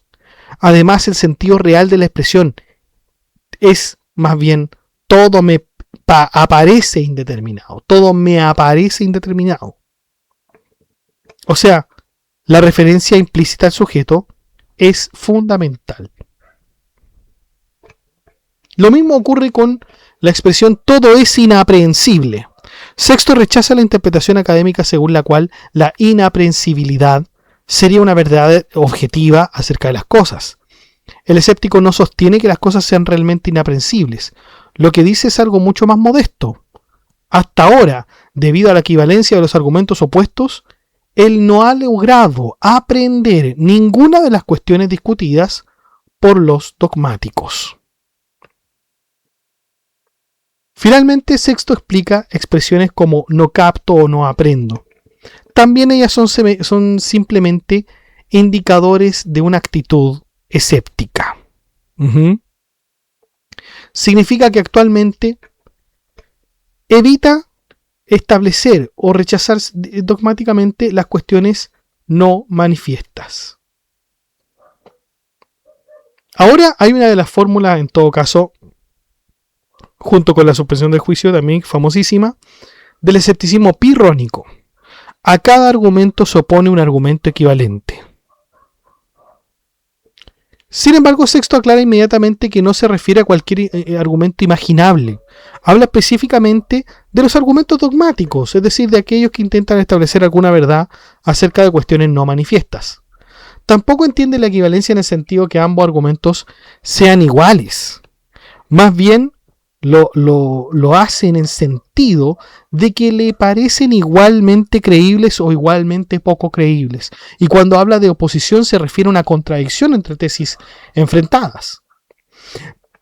Como sea, lo más importante es que vuelve a introducir la cláusula de el según me parece. ¿Ya? El escéptico afirma que a cada argumento se opone otro equivalente, pero no está formulando una ley universal del pensamiento ni una verdad objetiva sobre los razonamientos posibles. Lo que está diciendo es simplemente que en su experiencia de investigador, cada argumento dogmático que ha examinado ha encontrado otro argumento de fuerza semejante que lo contradice. Ahora Sexto también nos habla del comportamiento que debería tener el escéptico, porque el escéptico debe acostumbrarse a buscar siempre el argumento contrario cuando encuentre una tesis presentada con excesiva seguridad. Y claro, Sexto considera que hay un peligro principal, y es que el investigador se deje seducir demasiado pronto por una explicación aparentemente convincente. La búsqueda de argumentos opuestos sirve precisamente para conservar la investigación abierta y evitar el asentimiento precipitado. Según los pirrónicos, esta actitud conduce finalmente a la serenidad de espíritu que acompaña la suspensión del juicio. Reconoce abiertamente que los escépticos no pretenden que estas fórmulas sean verdades absolutas. De hecho, sostiene que pueden aplicarse a sí mismas. Utiliza una comparación. Los medicamentos purgantes expulsan del cuerpo los humores nocivos, pero también son expulsados ellos mismos.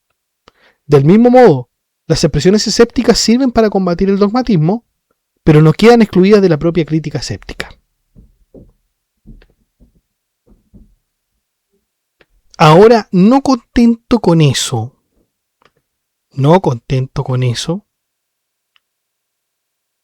Sexto nos va a hablar sobre los dogmáticos. O sea, ahora vamos a ver a los dogmáticos, a ver qué tan distintos son de los escépticos y qué tan equivocados quizás están ellos.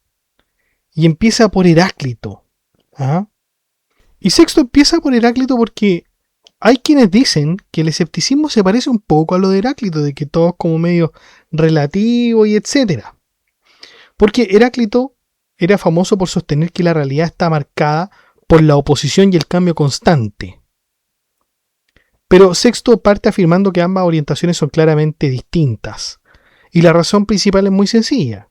Heráclito formula doctrinas sobre la naturaleza profunda de la realidad, mientras que el escéptico evita precisamente ese tipo de afirmaciones. Heráclito sostiene dogmáticamente ciertas tesis acerca de cómo son las cosas, pero el escéptico se abstiene de hacerlo. Sin embargo, menciona una interpretación defendida por Enesidemo y algunos de sus seguidores. Según ellos, el escepticismo podría servir como una especie de camino hacia la filosofía heraclítea, es decir, de Heráclito. Y el razonamiento era así. Los escépticos observan que una misma cosa puede presentar características contradictorias según las circunstancias. La miel es dulce para una persona sana y amarga para quien padece ictericia. A partir de este fenómeno, entonces, los heraclíteos concluyen que la contradicción pertenece a la propia realidad. Pero es Sexto quien rechaza esta interpretación y señala que el hecho de que una misma cosa produzca apariencias opuestas no es una observación exclusiva de los escépticos. Cualquier persona puede advertirlo. Nadie negaría que la miel sabe dulce para algunos y amarga para otros. Esta constatación pertenece a la experiencia común y no es una especie de doctrina específicamente escéptica. Por eso considera injustificado afirmar que el escepticismo conduce especialmente al heracliteísmo. Si los heraclíteos parten de fenómenos que son evidentes para todos los hombres, entonces podría decirse con la misma razón que cualquier otra filosofía o incluso el sentido común constituyen un camino hacia Heráclito. Los materiales de partida son compartidos por todos. De hecho, la crítica va aún más lejos. El escéptico considera temerarias las afirmaciones dogmáticas heraclíteas. Cuando Heráclito sostiene que la contradicción existe objetivamente en la realidad o que el universo termina consumiéndose en el fuego, está formulando tesis metafísicas acerca de cosas que no son manifiestas. Y precisamente contra ese tipo de afirmaciones se dirige la actitud escéptica. Ante esas doctrinas, el escéptico responde con sus fórmulas habituales. No aprendo, nada determino, suspendo el juicio. No acepta afirmaciones heraclíteas ni tampoco las niega. Simplemente considera que no hay razones suficientes para sentir a ellas. Resulta absurdo, dice Sexto, que una filosofía sea el camino hacia otra cuando ambas mantienen actitudes opuestas. El heraclíteo afirma cómo en la realidad el escéptico suspende el juicio sobre ello. Uno construye doctrinas, el otro las examina. Por tanto, no tiene sentido considerar el pirronismo como una preparación para el heracliteísmo. Más bien representan orientaciones filosóficas profundamente distintas. Ya descartamos entonces que Heráclito puede hacer algo parecido al escéptico, que el escepticismo conduzca al heracliteísmo.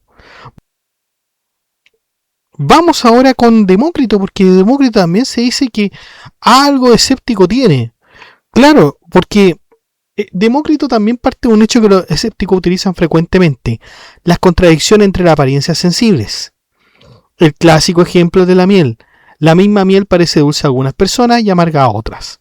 Tanto Demócrito como los escépticos reconocen este fenómeno. Por ello, algunos pensaban que ambas filosofías avanzaban por el mismo camino y llegaban a conclusiones semejantes. Pero Sexto insiste en que existe una diferencia. Cuando Demócrito observa que la miel parece dulce para unos y amarga para otros, concluye que la miel no es realmente ni dulce ni amarga, es decir, nuevamente extrae una afirmación sobre la naturaleza objetiva de la realidad. A partir de la contradicción de las apariencias, formula una tesis metafísica: las cualidades sensibles no existen verdaderamente en los objetos. Y ahí aparece la expresión no es más, que tanto Demócrito como los escépticos utilizan, pero esto con significados muy distintos, porque para Demócrito no es más dulce que amarga significa que la miel no posee ninguna de esas cualidades de manera real. La contradicción de las apariencias le lleva a negar ambas. El escéptico, en cambio, utiliza la misma expresión para expresar una suspensión del juicio. Cuando dice no es más dulce que amarga, no está afirmando que la miel no sea ninguna de las dos cosas. Lo que está diciendo es que no sabe cuál de las apariencias debe aceptar. La diferencia es enorme, porque Demócrito concluye algo, pero el escéptico no lo hace. Los que apoyan a Demócrito, entonces, emplean el no es más para negar ambas alternativas. Los escépticos lo emplean para expresar incertidumbre. Y de hecho esto se vuelve más divergente cuando Demócrito desarrolla su famosa teoría atomista. Según él, la verdadera realidad está constituida por átomos y vacío. Los colores, sabores, olores y demás cualidades sensibles serían simplemente apariencias producidas por combinaciones atómicas. Pero aquí desaparece cualquier semejanza, porque Demócrito no se limita a describir fenómenos, afirma dogmáticamente. Por eso Sexto considera innecesario extenderse demasiado a la crítica, porque basta señalar que Demócrito afirma la existencia real de los átomos y del vacío para mostrar que se ha alejado ahí ya del pirronismo, porque afirma, asegura. Vamos con Sexto empírico y la escuela cirenaica. Algunos pensaban que ambas corrientes eran prácticamente la misma filosofía, porque los cirenaicos sostenían que solo son aprensibles los estados de ánimo o afecciones internas del sujeto. Entonces, como se aceptaba de alguna manera que los estados de ánimo son cosas que ocurren en el ser humano, y los escépticos también, digamos, afirman aquello, perfecto, entonces los cirenaicos tienen mucho que ver con los escépticos.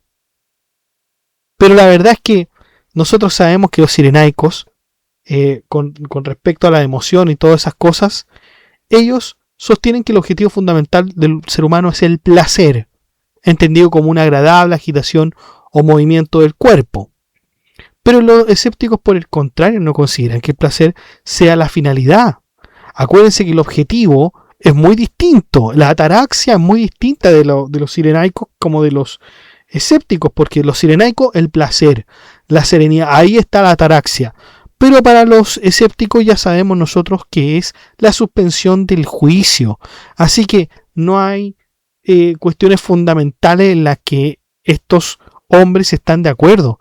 Para nada. El escéptico no está de acuerdo con la escuela cirenaica, ni con los epicúreos, ni con nada que tenga que ver con el placer como bien último, ¿no?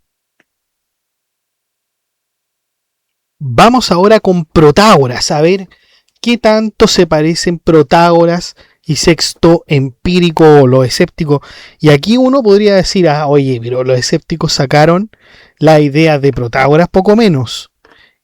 Porque acuérdense que Protágoras tenía esta gran frase, ¿no es cierto?, de que el hombre es la medida de todas las cosas, y lo que me podría parecer a mí de una forma, a otra persona le podría parecer de otra. Si a mí me parece una manzana roja, a otra persona le podría parecer amarilla, por decir algo. ¿Ya? ¿Cuál es la diferencia? ¿En qué se diferencian Protágoras de los escépticos? Bueno, vamos a decir primero que Protágoras sostiene que en la materia existen las razones o principios que producen todos los fenómenos. La materia contiene potencialmente todo aquello que puede manifestarse. Cuando una persona sana percibe algo, capta ciertos aspectos de esa realidad. Cuando una enferma percibe el mismo objeto, pero capta otros aspectos igualmente reales. Lo mismo sucede entre jóvenes, ancianos, etc. Y ahí concluye Protágoras que todo aquello que aparece a alguien, existe realmente. Y aquello que no aparece a nadie, simplemente no existe. Pero Sexto nos dice, Protágoras no se limita a describir las apariencias. Construye una teoría metafísica para explicarlas y afirma que la materia está en flujo constante y que tiene los principios de todos los fenómenos. Por lo tanto, estas son afirmaciones acerca de la naturaleza real del mundo. En otras palabras, doctrina dogmática sobre cosas que no son manifiestas.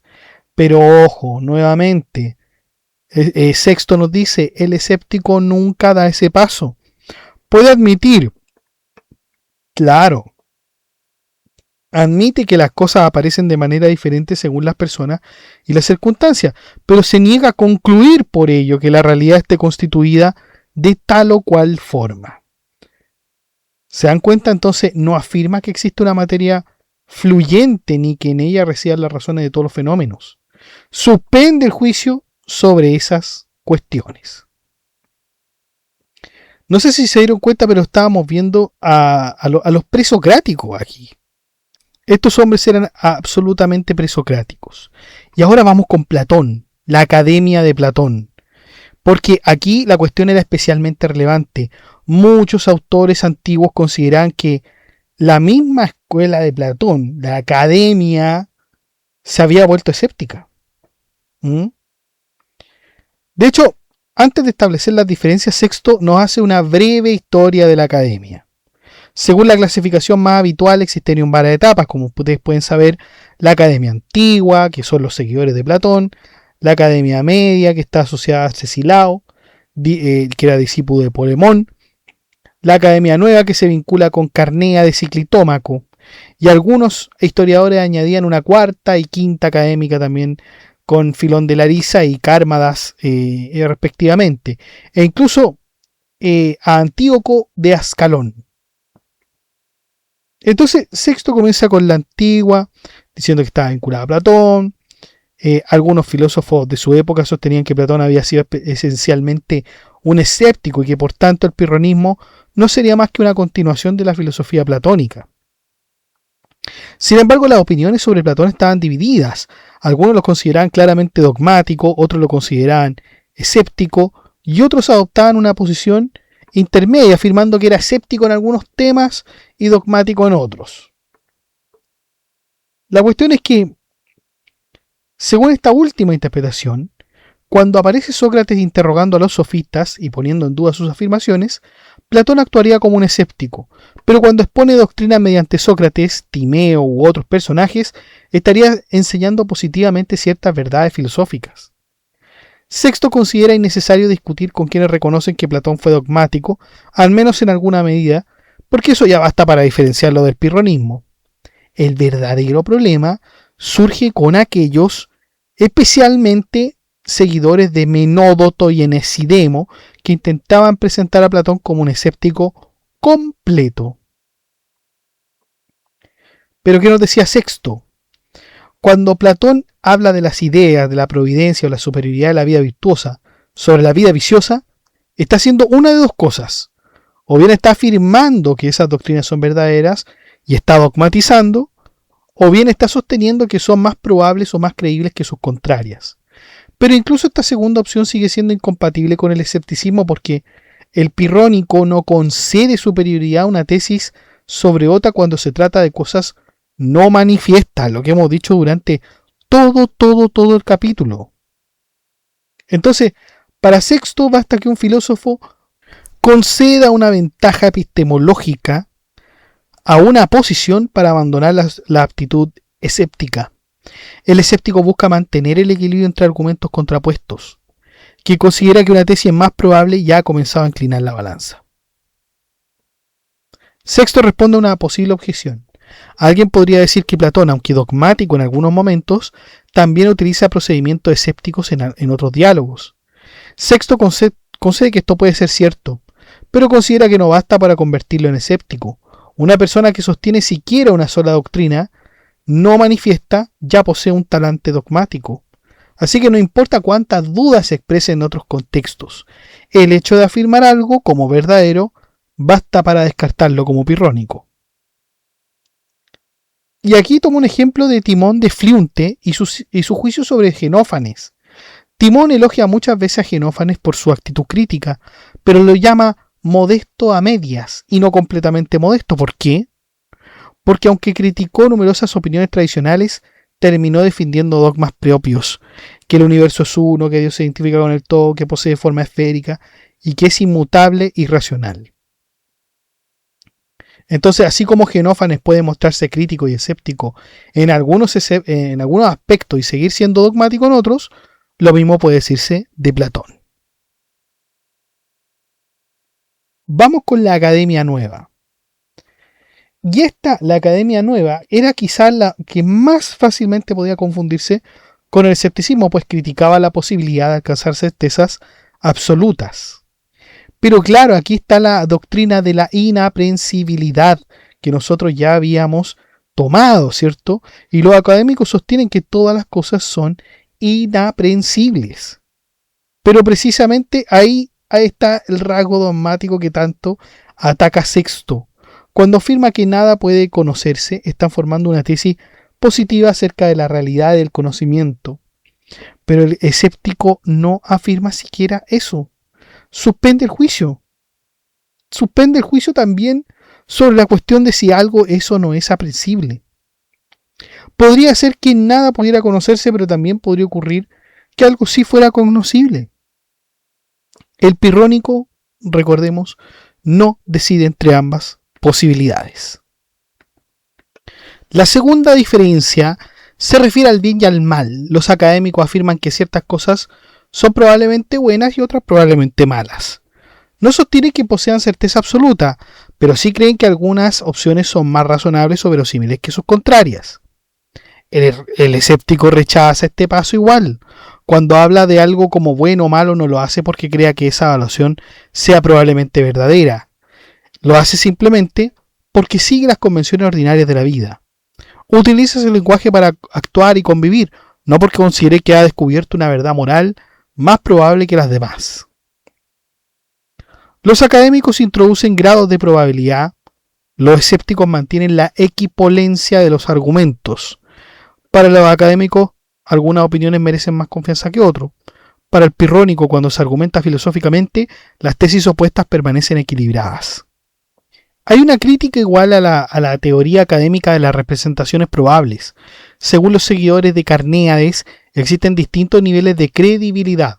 Algunas representaciones son simplemente probables, otras son probables y además han sido contrastadas mediante examen, y otras son probables, contrastadas y además libres de elementos perturbadores que generen duda. El elemento de la cuerda y la serpiente ilustra bien esta clasificación. Imaginemos a una persona que entra repentinamente en una habitación oscura y cree ver una serpiente. Esa primera impresión es meramente probable.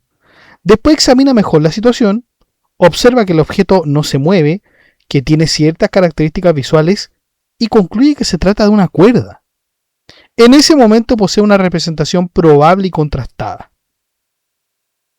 También está el ejemplo de la historia de Alcestis, esta tragedia que era relatada por uno de los trágicos de la antigua Grecia, que era Eurípides. Esto se trataba de que, bueno, Alcestis me parece que era la esposa de un rey que de un determinado momento muere, se va al infierno, se va al Ares, y Hércules la rescata. Cuando Hércules devuelve a Alcestis desde el mundo de los muertos y la muestra a Admeto, este tiene una percepción visual clara y contrastada de ella. Sin embargo, sabe que había muerto, por lo que surge una duda que le impide sentir completamente. La representación sigue siendo probable y contrastada, pero resulta desconcertante. La representación ideal para los académicos sería precisamente aquella que, además de probable y contrastada, no deja lugar a este tipo de perturbaciones. Los académicos entonces establecen una jerarquía.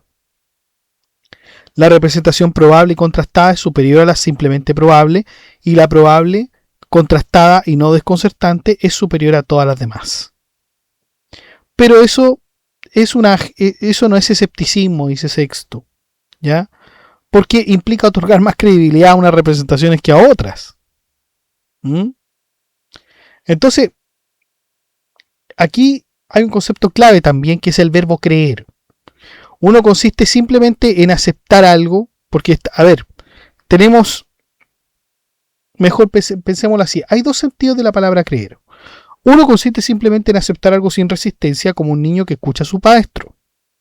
Otro implica una convicción firme y apasionada, una adhesión profunda a una determinada doctrina.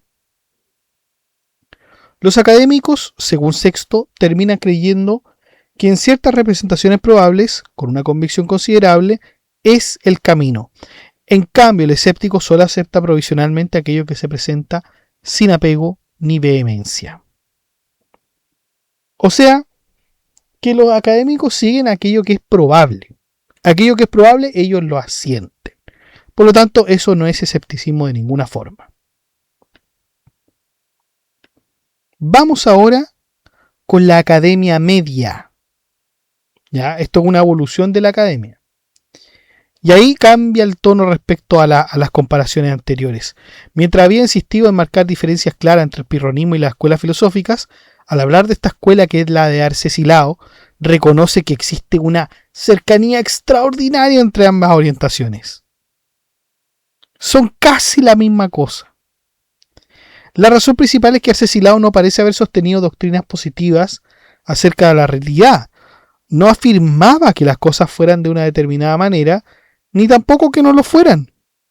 Del mismo modo, tampoco establecía que unas representaciones fueran más creíbles que otras.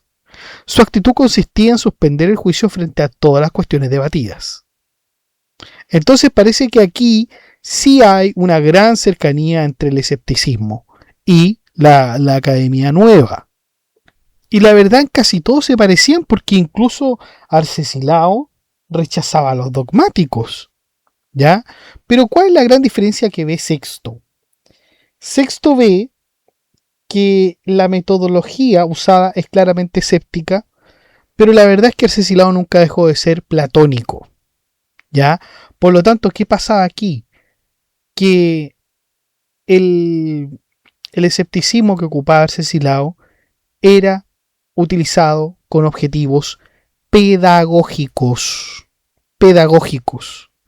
porque en el fondo sí era platónico, o sea, sí era dogmático finalmente, solamente que su método era para practicarlo como ejercicio con sus estudiantes, y de hecho era para comprender mucho mejor la filosofía de Platón.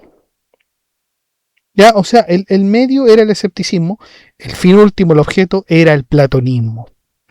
Una vez identificados a sus alumnos mejor preparados, les revelaba gradualmente las enseñanzas platónicas más profundas. De hecho, hay una célebre observación atribuida a Aristón de Quíos, refiriéndose a Arcesilao, que decía que era Platón por delante, Pirrón por detrás y Diodoro en medio, porque Diodoro era el hombre de las técnicas dialécticas, ¿ya? Por lo tanto, ese era el tema con Arcesilao.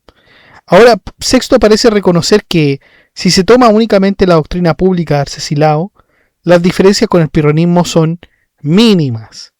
A diferencia de Platón, Demócrito o Protágoras, Arcesilao no aparece defendiendo teorías metafísicas explícitas.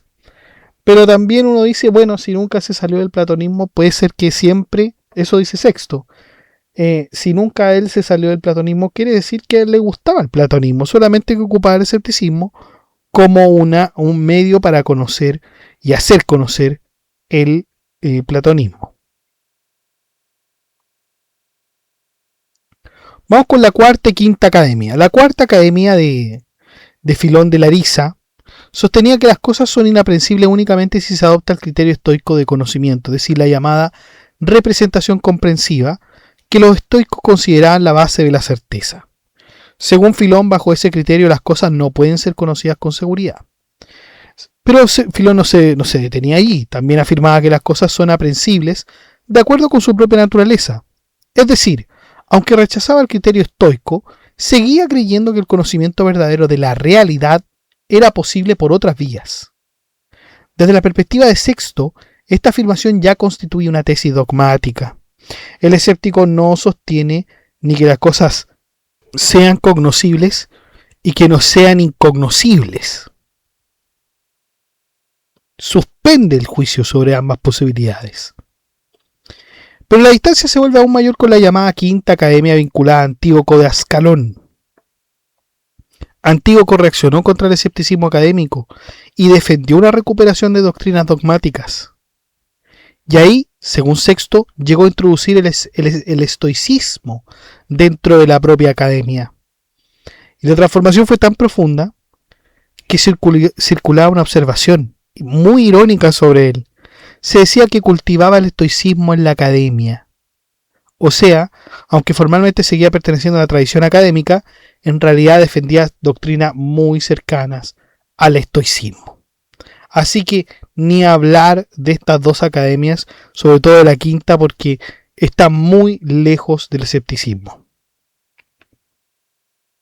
Y aún nos queda otra escuela. Oiga, pero ¿cuál más nos queda?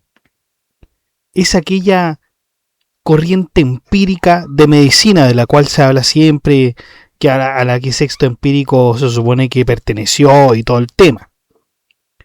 Y nos dice el mismo Sexto que algunos pensaban que la filosofía escéptica era prácticamente idéntica a la llamada escuela empírica de medicina, porque ambas desconfiaban de las explicaciones teóricas sobre causas ocultas y se apoyaban principalmente ¿en dónde? En la experiencia.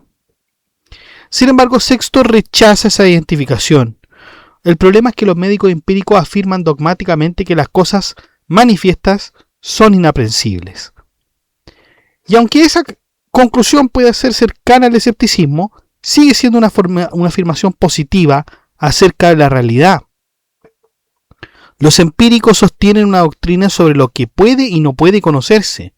El escéptico, en cambio, suspende incluso el juicio en esa cuestión. No afirma que las cosas ocultas sean incognoscibles ni que sean incognoscibles. Por eso Sexto dice que la escuela empírica no coincide con el pirronismo.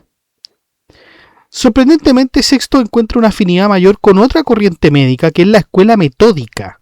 Esta escuela, según él, evita comprometerse con teorías acerca de las causas invisibles de las enfermedades. No se aventura a decidir si tales causas pueden o no conocerse. En lugar de ello, se limita a trabajar con los fenómenos manifiestos, es decir, con aquellos que aparecen directamente en la experiencia del médico. Y aquí sí encuentra entonces Sexto alguna analogía profunda con la vida escéptica.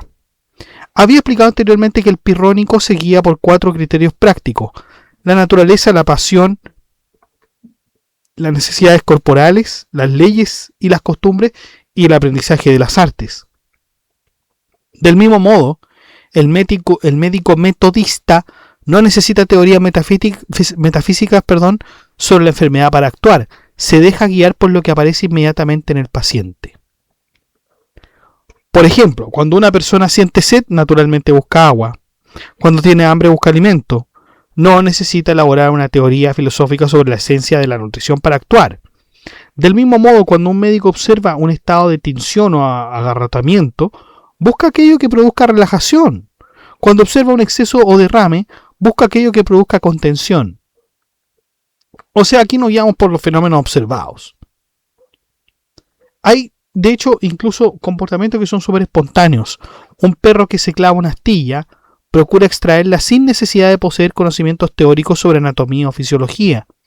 Del mismo modo, el médico metodista responde a las manifestaciones visibles de la enfermedad sin comprometerse con explicaciones especulativas. Otra semejanza es el uso del lenguaje. Sexto insiste repetidamente a lo largo de esta parte en que el escéptico emplea expresiones como no determino nada y no aprendo nada, sin convertirlas en dogma. Algo parecido ocurre entonces con los médicos metodistas, que utilizan términos técnicos como estado general, difusión o indicación, pero los emplean de manera práctica y flexible, sin pretender que constituyan verdades definitivas. Entonces, de todo lo que hemos hablado, de todas las escuelas que hemos hablado, parece ser que la escuela metódica de medicina es la que más se acerca al escepticismo. No con un escepticismo pirrónico, ¿ya? Sino que porque comparte con él una actitud de prudencia frente a las teorías no manifiestas y una preferencia por orientarse mediante los fenómenos observables. Entre todas las corrientes médicas de la época, entonces, considera que esta es la más cercana al espíritu escéptico. Y así, muchachos, hemos terminado entonces este primer libro de los esbozos pirrónicos, este libro que se trata sobre el sistema filosófico. Aquí, estimados, hemos aprendido el gran sistema escéptico, ¿ya? Este es el gran heredero de Pirrón de Élide, el gran heredero, el que sistematizó toda la doctrina. Ya sabemos entonces en lo que tenemos que desconfiar, ¿no?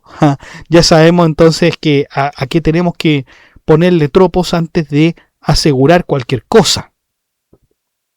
Pero sí, muchachos, a ver, uno les puede formular la crítica, por cierto, pero uno tiene que pensar que en efecto hay muchas cosas que no sabemos. Hay muchas cosas que no sabemos y las que sabemos son apariencias. Y cuando uno conoce la apariencia de las cosas es casi como no saber. Claro, sabemos la apariencia, pero aquello que es absoluto no lo sabemos. Y ese es el punto. Y el tema es que cuando uno cree saber algo y lo asegura,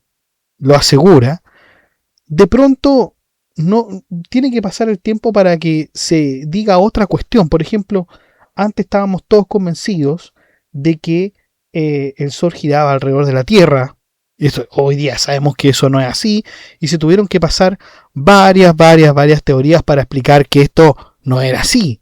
¿Ya? Pasaron siglos y uno podría pensarlo aparentemente, si de repente uno decía, bueno, sí, obviamente si yo estoy en la Tierra veo el Sol que está yendo de un lado para otro, pienso que está rodeando la Tierra. Y no voy a pensar lo contrario. Pero ahí estamos asegurando apariencias. Y pareciera ser que esto sucede incluso en las cuestiones que son absolutamente confiables, como en la ciencia. Pareciera ser que la ciencia, que es una de las cosas que busca la certeza todo el tiempo y que está ahí tratando de buscar la verdad de las cosas o lo más aproximado, y a veces encuentra efectivamente aquello que es cierto, que es verdadero, incluso aquello, si es sometido a examen, puede cambiar. O sea, si la ciencia que es, la ciencia, digamos, estamos hablando de la ciencia, incluso la ciencia exacta, si ya eso es lo que tiene máxima confianza, si eso puede cambiar, entonces ¿qué? ¿A dónde nos vamos a ir? ¿A quién vamos a confiar de qué? Ya de por sí los seres humanos somos seres contingentes. Es difícil escapar de esa contingencia de ser uno absoluto. Es como lo que dice la Biblia también. Digamos que el hombre es como la luna y Dios es como el sol, porque el sol nunca cambia, en cambio la luna sí va cambiando de luna, media luna, etcétera. Bueno, una pequeña analogía. Ahora, ojo, hay cosas que podemos quizá asegurar, pero son cosas que están dentro de un plano de juego. Bueno, yo le llamo así, o un plano de manual. Por ejemplo, piensen ustedes las reglas del ajedrez. Digamos que el caballo se mueva en L. ¿Qué voy a negar de eso? No puedo negar nada. Que en inglés hello signifique hola. ¿Qué vamos a contradecir a eso? Difícil. Si las cuestiones están cuando hay una discusión acerca de un concepto y se presentan dos argumentos igualmente buenos. igualmente buenos. ¿Ah? Piensen ustedes en el concepto de justicia. Usted puede tener a Aristóteles, puede tener a Platón. Los dos tienen buenos conceptos. Los dos tienen muy buenos conceptos de lo que es la justicia. Por ejemplo, si la justicia es una o si la justicia son varias cosas. Digamos, está dividida, es compuesta. Claro, si la justicia, por ejemplo, es simple o compuesta. Simple quiere decir que no se divide en partes. ¿Ya? A algunos les parecerá que sí, que la justicia es una sola. A algunos les parecerá no, que la justicia, hay tipos de justicia. Aristóteles, Platón y Aristóteles, esta discusión es para pegarse a trompadas, ¿no es cierto? Pero ¿y cómo es que llega que finalmente decidimos algo? ¿Cómo es que finalmente pasa? Porque si hay dos argumentos que son exactamente iguales de bueno, estoy llevándolo a esa situación, estimado. Usted póngase con un concepto y hay dos personas que le están diciendo argumentos igualmente buenos. ¿A dónde va a acudir? ¿Cómo va a decidir? Bueno, el escéptico dice, suspenda el juicio. Suspenda el juicio. Llegue la ataraxia, la tranquilidad. Porque cuando uno tiene que decidir por cuál se toca, por cuál teoría se adhiere, y los argumentos son igualmente iguales, ¿qué es lo que lo hace decidir? La angustia que tiene piense usted, no sé, tiene un plazo para decidir a cuál teoría adhiere. Ya, y si no tuviera plazo para decidir, ¿cómo es que finalmente usted decide? ¿Qué lo lleva a decidir? El dogma, perfecto, usted es platónico, aristotélico, pero si usted no conoce ninguna de esas cosas y ve argumentos igualmente buenos, ¿qué hace? Bueno, el escéptico le dice, suspenda el juicio. Suspenda el juicio. Así de simple.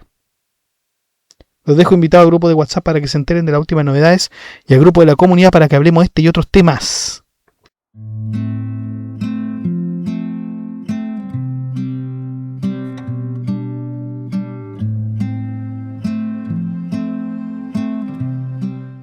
Bueno chicos, eso ha sido todo. Muchas gracias por escuchar este podcast. Si le ha gustado, dé like, comente, comparta, suscríbase, acceda al blog que está en la descripción del video, haga soporte en PayPal, en Patreon y saludamos a nuestros mecenas medievales que son Gab Welther y Octai W8Y.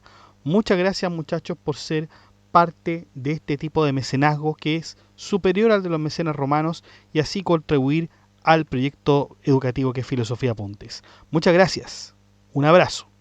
Saludamos a nuestros mecenas romanos que son Abstract Panicker, José Manuel Santos, Ricardo, Leticia Mejías, Noecita, Lagosam, Héctor Aybar Díaz, Nesa Basilio, Sebastián Gallo, Luan Santos, Valdemar M6Z y Benjamín Mayorga.